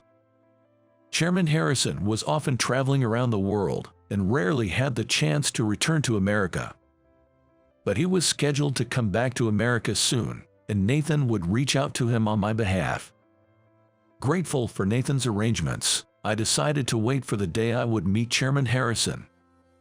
The first person I contacted that day was Kyle. Now a respectable doctor and having taken over our father's hospital, I had great respect for Kyle. But it had been a while since we last spoke on the phone, so I was nervous as I listened to the ringing tone. "Tyler, it's rare for you to call me." Hearing the familiar voice that hadn't changed over the years, I felt the tension in my shoulders ease. I pleaded with Kyle for help, sharing with him Ava's situation. I told him about the injuries she sustained in the accident and my desire to heal the scars on her face as much as possible.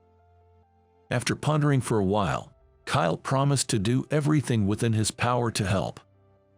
"I'd like to see her condition myself. It might be busy, but can you come to our hospital?" I told Kyle. We'd come right away, and hung up. Ironically, thanks to Kevin, I had 3 weeks of paid leave and was ready to move at any time. I immediately contacted Ava and rushed to Kyle's hospital. "I appreciate the thought, but are you sure they can treat me?" The doctor I saw said it would be difficult without a highly skilled physician. Ava looked at me with a mix of hope and uncertainty. Besides, they said the good doctors are so popular that I couldn't get an appointment for the next 2 years. "No problem, I'm sure it will be fine." The doctor she mentioned was probably Kyle. Kyle is a skilled plastic surgeon who has treated thousands of cases of scars, burns, and injuries.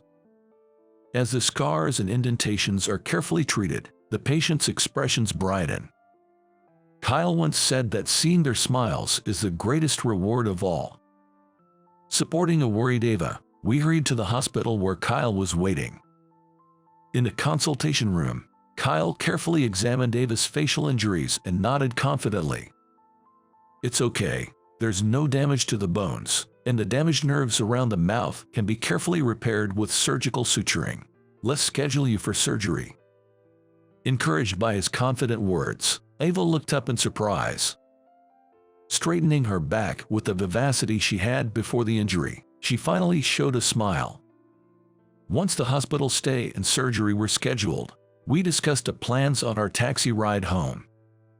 I thought I'd have to live with this face forever, but the thought of being able to return to how I was before makes me so happy.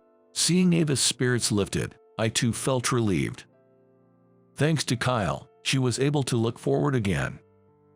"I'll definitely get back at Kevin once I'm healed. I won't forgive him." I thought her anger was due to his comments at the office, but as she elaborated, I was horrified. It wasn't just what he said that was awful, but the cause of the accident. He was road raging. He braked suddenly and swerved lanes just because he didn't like the car behind us.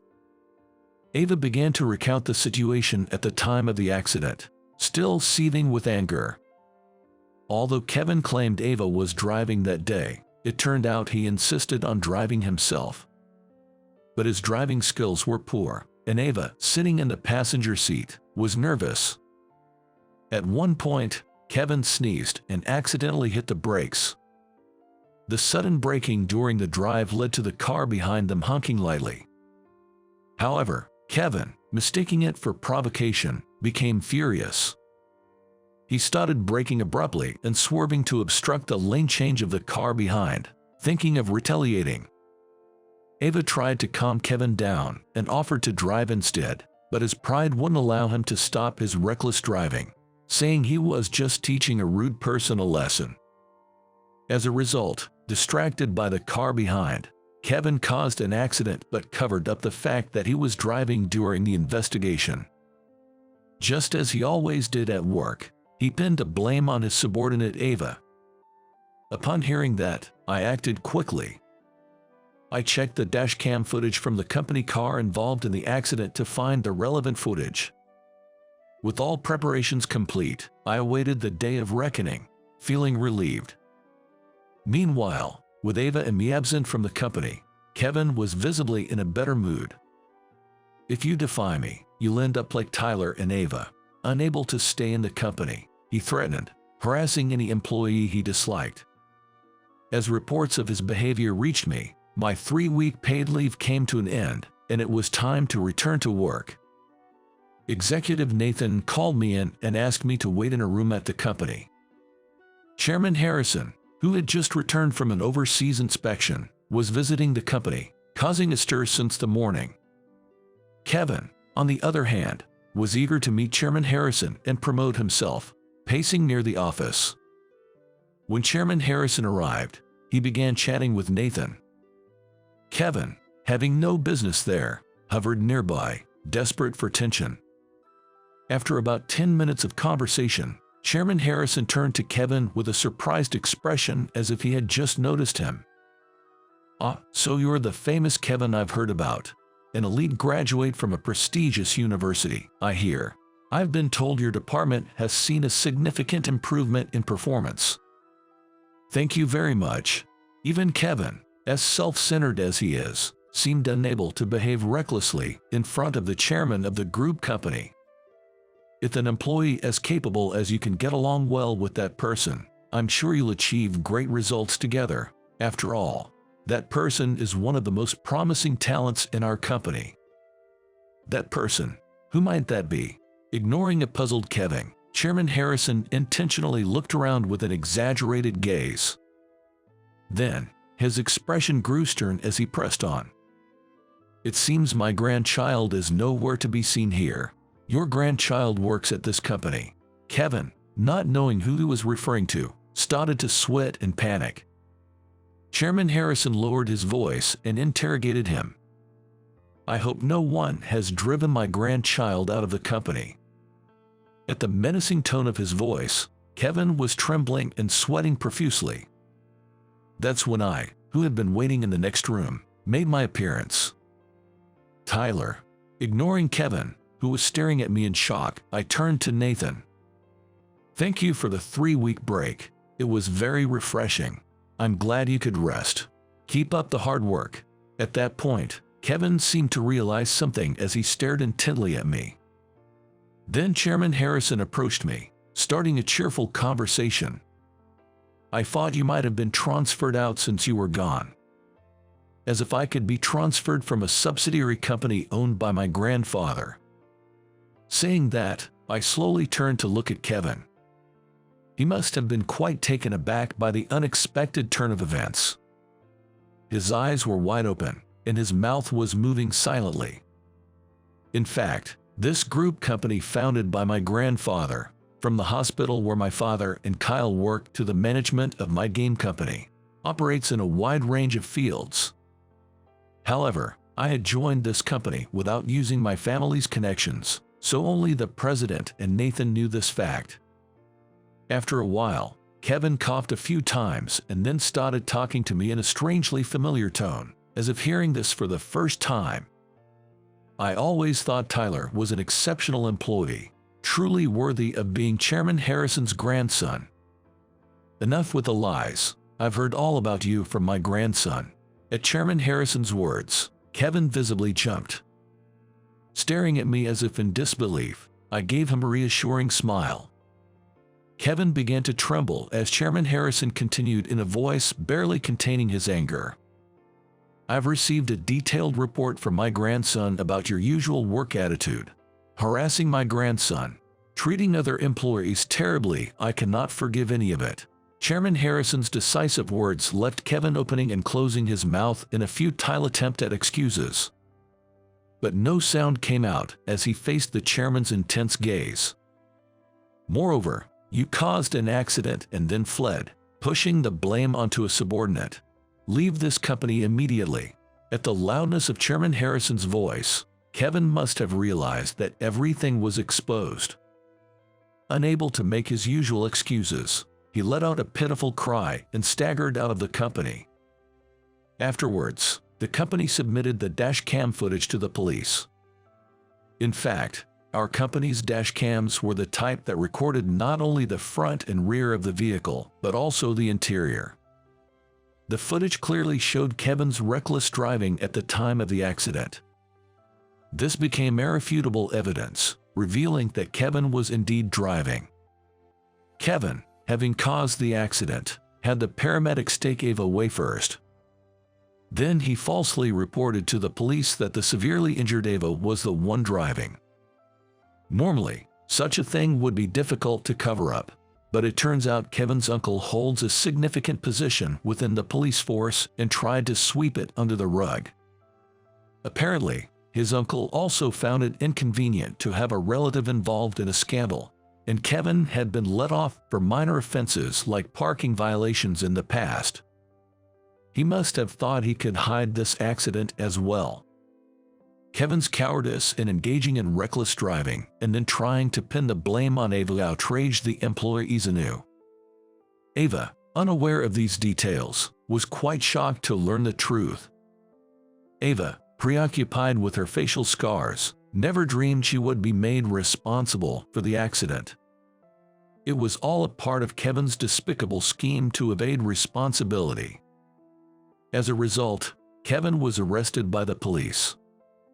With evidence against him and his attempt at malicious evidence tampering, he was expected to face severe punishment. The last time I saw him, Kevin had lost the confidence he once had and looked gaunt and pale, a shadow of his former self. I hope he spends the rest of his life facing up to the crimes he committed and doing his best to make amends. Afterwards, I visited Ava post-surgery to support her through her recovery. Though she may not have returned completely to her former self, she now smiles at me without hiding her face. Her bright expression was just like the Ava I knew before. I've never been more grateful to have a skilled plastic surgeon as a brother. Furthermore, Ava's surgery led me to reconnect with my family, from whom I had been estranged. To my surprise, my father and Kyle had purchased the games I was involved in. "Your games are really interesting," Kyle said, the skilled plastic surgeon engrossed in my creation, which brought a laugh to my lips. Feeling previously alienated, I now realized my family had always been waiting for me, despite my avoidance. This connection was all thanks to Ava. Now, Ava's beauty has fully returned to her face. Tyler, you're my savior. Thank you so much. I just did what anyone would do. It was Kyle who healed you. Faced with Ava's direct gaze, I felt embarrassed. That's not true. You were the one who reached out to me when I was hurt and crying. Ava's smiling face warmed my heart. This time, I was able to protect the smile of someone important to me. Thank you, she said, extending her hand, which I gladly took. As we looked into each other's eyes, we both smiled, our cheeks relaxing in unison. I ran into a former high school classmate, Lucy, who used to dislike me, at a friend's engagement party. Lucy, upon meeting my wife Olivia, asked her with a malicious smile, "Why on earth did you marry this guy?" As Olivia looked uncomfortable, she said, "My husband is an elite department head. I'd love to see your shabby workplace, haha." Lucy only knew me as a poor student who used to juggle multiple part-time jobs during our school days. She couldn't shake off that image and assumed I was being financially supported by Olivia. Feeling uneasy, I decided to leave the party. I picked up my belongings after saying goodbye to Liam, who had invited us. "It's me who should introduce you to my husband's workplace." At that moment, it wasn't me who retaliated against Lucy, but my wife. I am Mark Parker. I'm the CEO of a spa and hotel called Lusso. Lusso means luxury in Italian. My intention is to provide a luxurious experience at Lusso for those overwhelmed by work, home responsibilities, and parenting. Currently, I'm 40 years old, and my hobby is watching anime. The quality of recent anime is so impressive, each episode feels like a movie. I have a wife, Olivia, who is 5 years younger than me, and 3 daughters. My eldest daughter just started elementary school this spring. Olivia often tells me, "You need to dress more like a CEO," since I'm not concerned about fashion. But my old habits of frugality persist. I find it hard to wear high-end brands. I'm happy with lunches under $10 and love the $1 coffees from supermarkets. That's why people are always surprised when they first learn I'm a CEO. Olivia is also a business owner. She opened a specialty store for hypoallergenic jewelry, inspired by her own metal allergy. Her savvy promotion on social media quickly led to her earning $100,000 a month. I often take her stylish photos for outings. When I share stories like these, people often say, "You must have led a glamorous life, or were your parents wealthy?" But that's not the case. I grew up in a very poor family. Even before I was born, my father was a heavy gambler, and my mother struggled a lot. My mother worked from dawn till dusk every day, taking care of both the nursery drop-offs and pickups, as well as all the household chores. It was almost like living in a single-parent household. Yet, she never gave up on my father, hoping he would reform. However, one day, my father suddenly disappeared, taking with him my mother's savings. Our already poor life became even harder. As a child, I vaguely understood the situation, so I never asked for toys or sweets and was used to being looked down upon at school. When I reached high school, I started working at a bar. I can finally help my mom, I thought. I'm thrilled to be able to support the household finances, I thought, filled with happiness.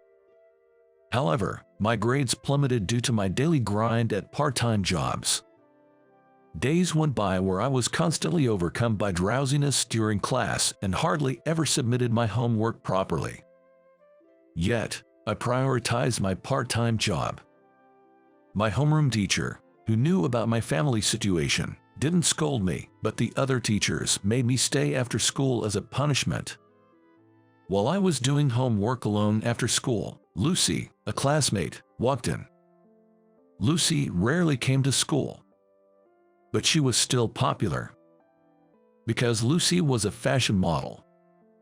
She had been appearing in magazines and children's TV shows since elementary school. Everyone in our hometown expected Lucy to become a superstar in the future. It seemed Lucy had also been ordered to stay after school. I secretly celebrated inside. I never imagined I'd get to do homework with a celebrity. We were alone for an hour until Mr. Johnson came back. Lucy's hair was fluffy and smelled nice. I was overwhelmed by her model-like aura, but my joy was crushed within 5 minutes. Lucy pushed her homework onto me. "Please take care of this. Here's a sample," she said, handing me a notebook with only a few pages written. "Make sure your handwriting looks like mine so it doesn't get caught," she instructed, then took out a magazine from her bag and started intently looking at her own pages. She was nothing but a spoiled diva. I was angry with her, but not wanting to cause trouble in our relationship, I also did Lucy's homework. Days like this continued, and about a week later, as I was quickly finishing my homework to start on Lucy's, Mr. Johnson suddenly entered to the room. Lucy, who was touching up her makeup on the desk, looked panicked. Mr. Johnson approached me and picked up the homework. I thought something was off. It's the same handwriting as Mark's. I had tried to mimic Lucy's handwriting, but to Mr. Johnson, it seemed identical to mine. I had messed up. Lucy glared at me, clicking her tongue. Being rarely at school and now caught skipping detention homework, Lucy faced a 2-week suspension. I thought, all that for this, but I later heard that a bag check revealed forbidden snacks and cosmetics in her bag. Lucy's suspension quickly turned into bad rumors. In an era without cell phones, rumors spread from mouth to mouth, transforming as they went.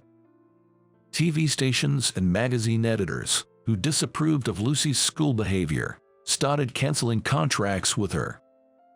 With no work left, Lucy began attending school every day. Even without modeling jobs, her beauty and glamorous appearance made her popular at school. However, blaming me for the start of her troubles, Lucy began to harass me.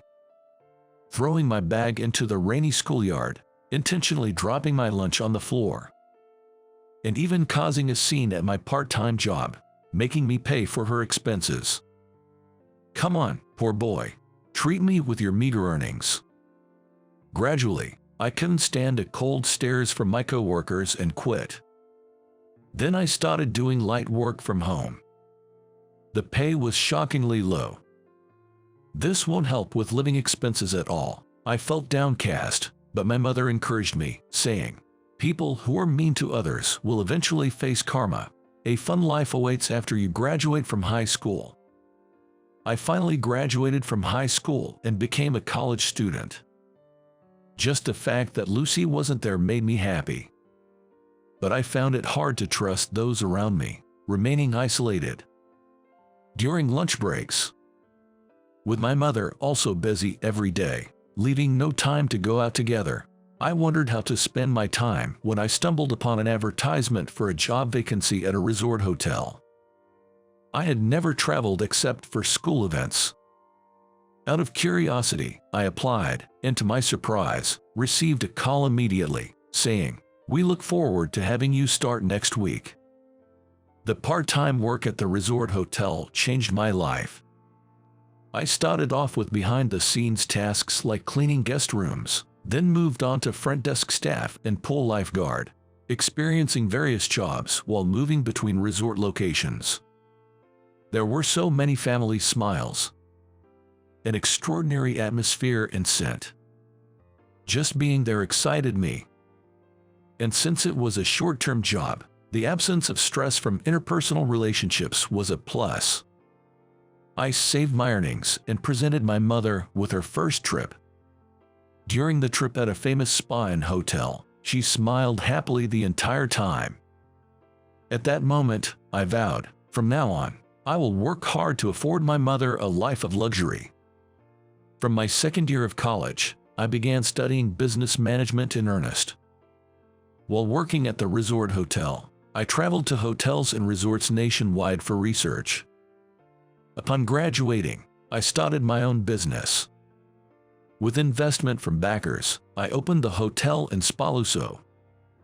I implemented various initiatives, such as offering single mothers and their children a 50% discount, and giving students who work for 3 hours a day's pay plus a spa passive. As soon as social media emerged, I focused on advertising there, making sure not to fall behind the times. Thanks to that, 15 years later, the company has grown to an annual revenue of $350 million. This is my life. Today is my daughter's school observation day. She's a first grader at the well-known international school nearby. I couldn't attend the entrance ceremony due to work, so I was determined to go today no matter what. Olivia, wearing her new dress, looked stunning. Arriving at school, I saw parents dressed in brand-name clothes entering the classroom. I should have bought new clothes too, I regretted as I went to the bathroom. I'm going to the bathroom before heading to the classroom. It's class 1-3. I'll go ahead and chat with the other moms. After using the bathroom, I headed to classroom 1-3. I could see my daughter from the hallway. Her posture was straight, and her slightly nervous expression was adorable. As I moved to stand next to Olivia, I saw Lucy among the parents. No way, I thought. I never imagined I'd have anything to do with Lucy again, yet there she was, chatting amiably with Olivia. Would she notice me if I went now? I decided to stand in a corner out of Lucy's sight. The class observation ended without me ever standing by my wife's side. I was moved by my daughter's presentation, yet anxious about being noticed by Lucy. I met up with my wife at the school gate. I wanted us to sit together. Sorry, it was about to start when I got back from the bathroom, and I didn't want to walk in front of everyone. Well, I have to go pick up the little one from daycare. I had to return to work, so Olivia and I parted ways. As I was leaving the school to call a taxi, I heard Lucy's voice. Isn't that Mark? Were you hiding from me since the observation started? It seemed I had been noticed. Lucy, arms crossed and looking angry, glared at me. Just like before, unchanged from our high school days. Long time no see. You're still being supported by your wife, aren't you? Lucy spoke to me, even though I was in a hurry for a meeting. When the taxi arrived, I hurriedly got in. On the way to the office, unpleasant memories from high school flooded my mind. One night during the week, when I got home, there was an invitation to my high school friend Liam's engagement party on the desk. Liam and I didn't talk much in class, but we worked at the same part-time job and often went home together. To my surprise, the venue was Luso. If I received an invitation, it likely means all our high school classmates were invited.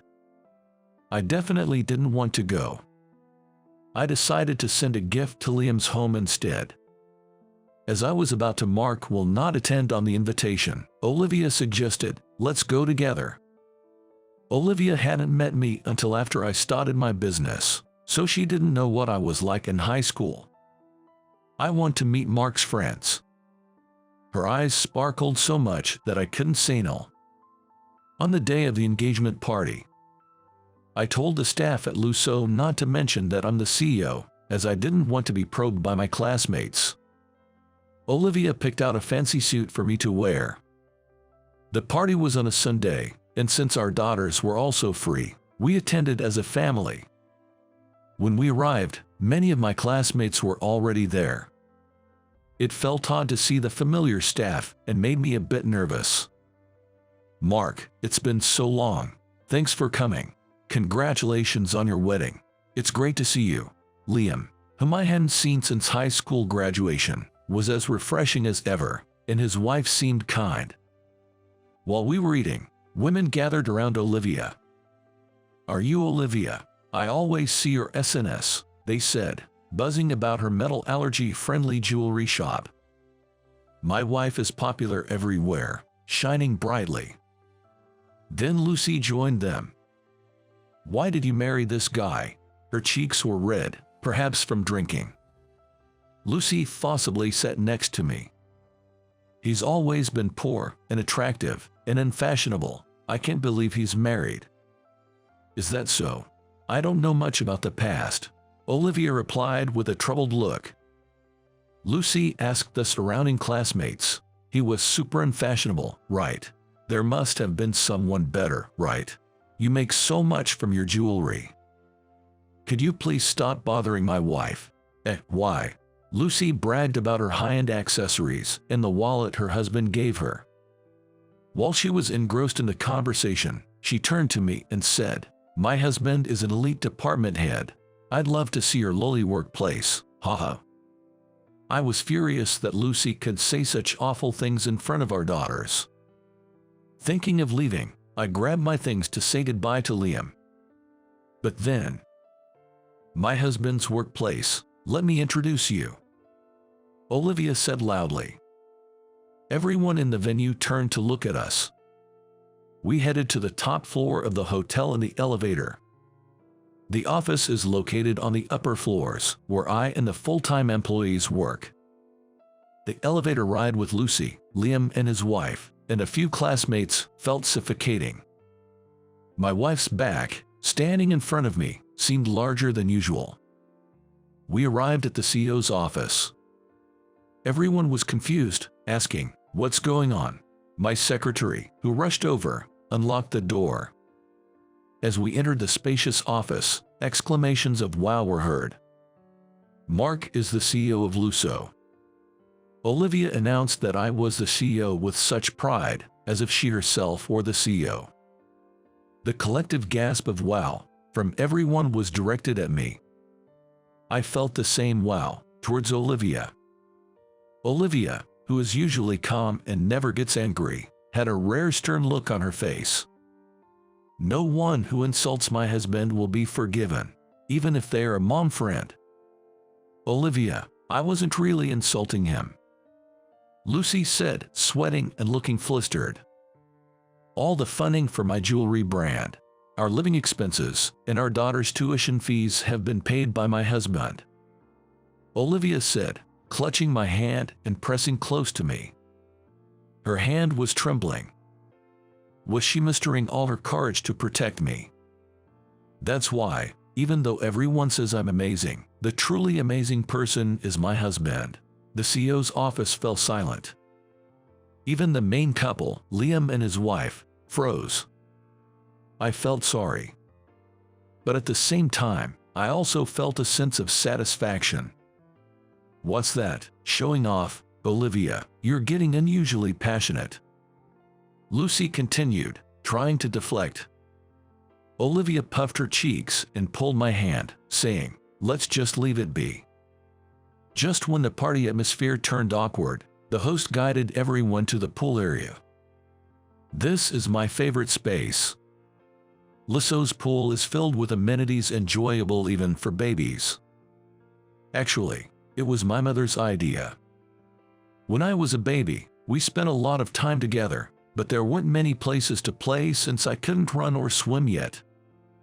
It's the period when you can be closest to your child, yet there's not much to experience." Hearing her say this made me feel lonely, so I made sure we had plenty of kids' pools. The children of my classmates, including my daughters, changed into their swimsuits and played to their heart's content. Feeling responsible for ruining the party atmosphere, I treated everyone to ice cream. "Looks like CEO Parker's secret is out," the shop staff said, chuckling as they approached me. "More like my wife let it slip." "Haha, your wife's love for CEO Parker is incredible. It's already the talk among the staff." Though I dislike gossip, the story of Olivia defending me spreading around wasn't unwelcome. Seeing Lucy, she was eating the ice cream I treated, chatting with classmates. That sight reignited my anger. Isn't Olivia super rude? We went to the same school, but she's always had a bad way of speaking. That's the worst. Complaining about a mom friend she's usually close with. Is this also my fault? But I wanted to say something back. As I approached, thinking this, a group of running boys crashed into Lucy, causing the ice cream she was holding to fall on her dress. Ah, my favorite dress. Lucy tried to wipe off the ice cream stain, pulling a handkerchief from her bag. Simultaneously, her wallet flew out of her bag and into the pool. Lucy reached out for her wallet in a frenzy. Splash! Lucy fell into the pool, causing water to splash everywhere. Staff members and a few classmates rushed to the pool. All the classmates quietly watched the scene. With her back to everyone, Lucy exited the pool and was led by the staff to the fitting room. To turn around the tense atmosphere, the host started a bingo competition. As soon as the bingo started, everyone got engrossed as if nothing had happened, eagerly following the numbers. After the bingo, Olivia and I went to Liam and his wife's stable. I can't believe Mark is the CEO of this hotel. I'm glad you chose Luso for the party venue. Sorry for the awkward atmosphere though. It's my fault for inviting Lucy, don't worry about it. Then, we had a great time reminiscing about our days working part-time jobs. Liam saying he missed me after I left the job was really nice to hear. I wish I had kept in touch better. Maybe we could have been closer. Seeing Liam's wife in her dress, I was reminded of my own wedding with Olivia. Originally, Olivia worked as a hall staff in Lasso's restaurant. One day, while I was cleaning the restaurant, Olivia offered me her own spray cleaner, saying, "This spray works better at cleaning off dirt." Unaware that I was the CEO, she simply wanted to help. "Don't you use the hotel's cleaner? The hotel's cleaner works fine, but don't you want things to be extra shiny?" she said, smiling broadly as she explained about the spray. It was amusing and interesting that a part-time worker would bring her own cleaning spray. I could feel her love for Luso. Without revealing that I was the CEO, I enjoyed chatting with Olivia a few times a week while we cleaned together. I even introduced Olivia's recommended spray into the hotel's cleaning routine. One evening, after work, I invited Olivia to a suite room in the hotel. Olivia was surprised by the luxurious meal, bouquet, and gift. I took out a ring and proposed to her, confessing my feelings at the same time. That was when I first revealed that I was the CEO. I've been so rude to CEO Parker all this time. I love you for being honest and hardworking. After thinking it over, Olivia said, "I'd love to," and placed the ring on her finger. As I was lost in these fond memories, Lucy returned to the venue. She had changed into a dress sold at the hotel's shop. Gathering everyone's attention, she walked straight towards me. "Olivia is really the worst. So tactless and selfish. I'll tell the mom friends about this next week. My wife did nothing wrong. The one lacking manners is you."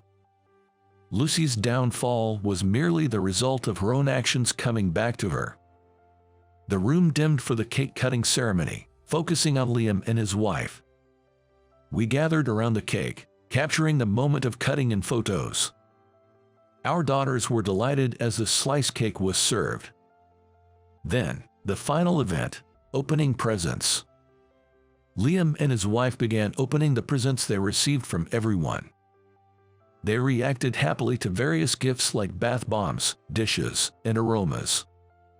Then, they opened a present chosen by Olivia and me. It was a set of slightly upscale seasonings. "Wow, I'm so happy. I love cooking and will use this every day." "That's great. You were always good at cooking, even when we were working at the pub." Lame. Lucy muttered under her breath. "Is that all from the CEO? She's relentlessly unpleasant." "Actually, we have one more gift," I announced, borrowing a microphone to stand in front of everyone. "A stay in Lisso's suite room. Why don't you stay tonight? Really? Are you serious? That's awesome. It's a wedding gift. Everyone in the venue clapped. Way to go, CEO Parker. Lusso is the best. I want to have my engagement party at Lusso too. Voices chimed in. I could tell, even without looking, that I probably had a triumphant look on my face. I just wanted to see Lucy's frustrated face. I asked the staff to prepare a suite room. Sorry to take up your time. Let's open Lucy's gift next. Mine can wait. Don't you all want to see it? I asked the crowd, and they responded with yes. I wondered what luxurious item Lucy, who had called my gift lame, had chosen. Liam and his wife opened it in front of everyone. It was a set of matching pajamas. Thank you, we'll use them. A highly popular, limited edition pajama set from a high-end brand. Following the seasonings, this would have surely elicited an well. But it couldn't compare to a stay in the hotel's suite room. Typical Lucy, always with good taste. I said, deliberately praising her. I didn't want to stoop to her level by criticizing her. Lucy was left speechless. With the presents opened, the party came to a close. Are you sure we can stay? Thank you so much.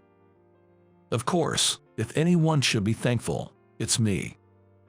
The bond with my wife deepened. Though I had wanted to keep my presidency a secret, I realized it could actually bring happiness to others as a strength. And maybe, just maybe, I had managed to outdo Lucy a bit. We were taking a commemorative photo in front of the hotel on our way back. Then, outside the entrance, there was a man waving at us, heading in our direction. He was wearing sweatpants and sandals, with hair that looked like he had just woken up. Who does he belong to? Everyone murmured, looking around. Lucy, stop it, she protested as the man approached. What's this? You said your clothes were wet, so I rushed to bring you a change. Oh, it's already over. Could this be Lucy's husband, the supposed elite department head? His fashion was the complete opposite of high-brand lover Lucy, decidedly more down-to-earth, practically loungewear.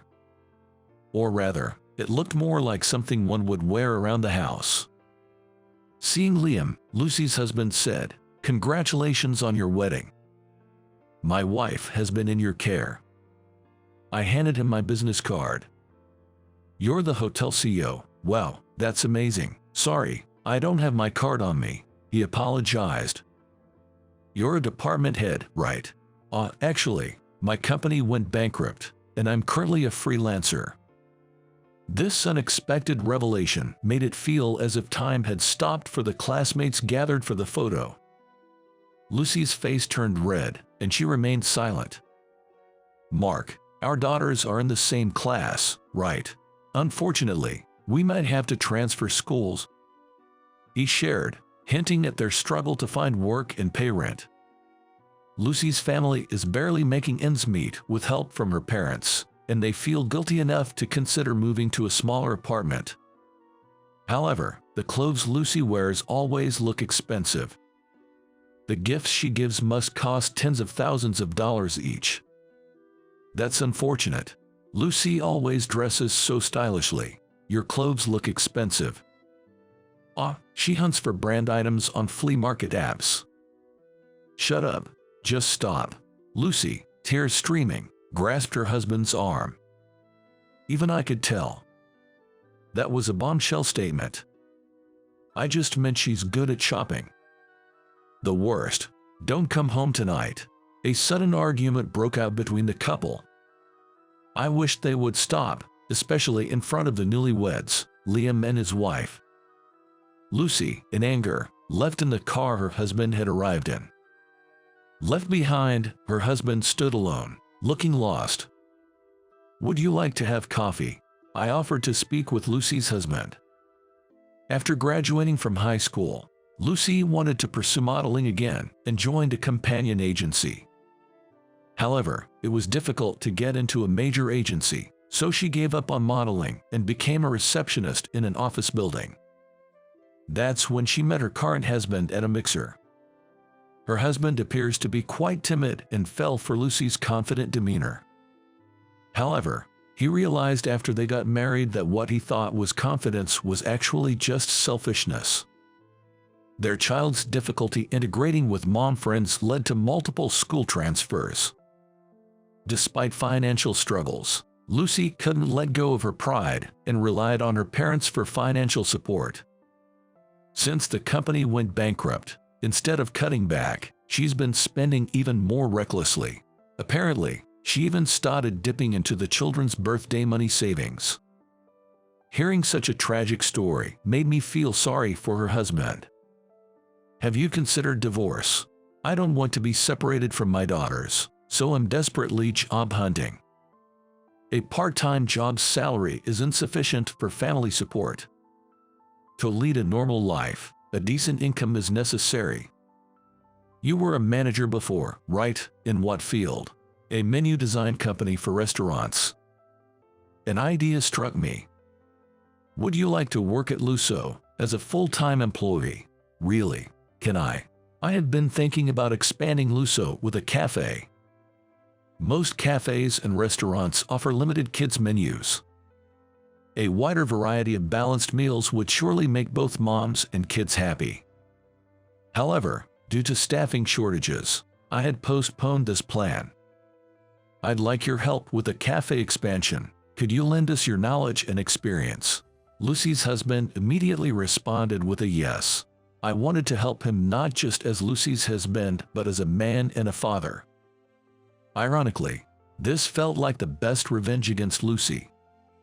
Months later, Lucy's husband thrived at the company, leading the cafe project from operations to menu design. Since the engagement party, Lucy stopped talking to Olivia, though their children remained friends. Repairing adult relationships is hard. They moved from a high-rise apartment to a 50-year-old apartment building. The international school requires considerable expenses, so her husband's salary is primarily spent on their child's needs. For me, not much has changed. If there's anything different since the engagement party, it's that my love for Olivia has deepened.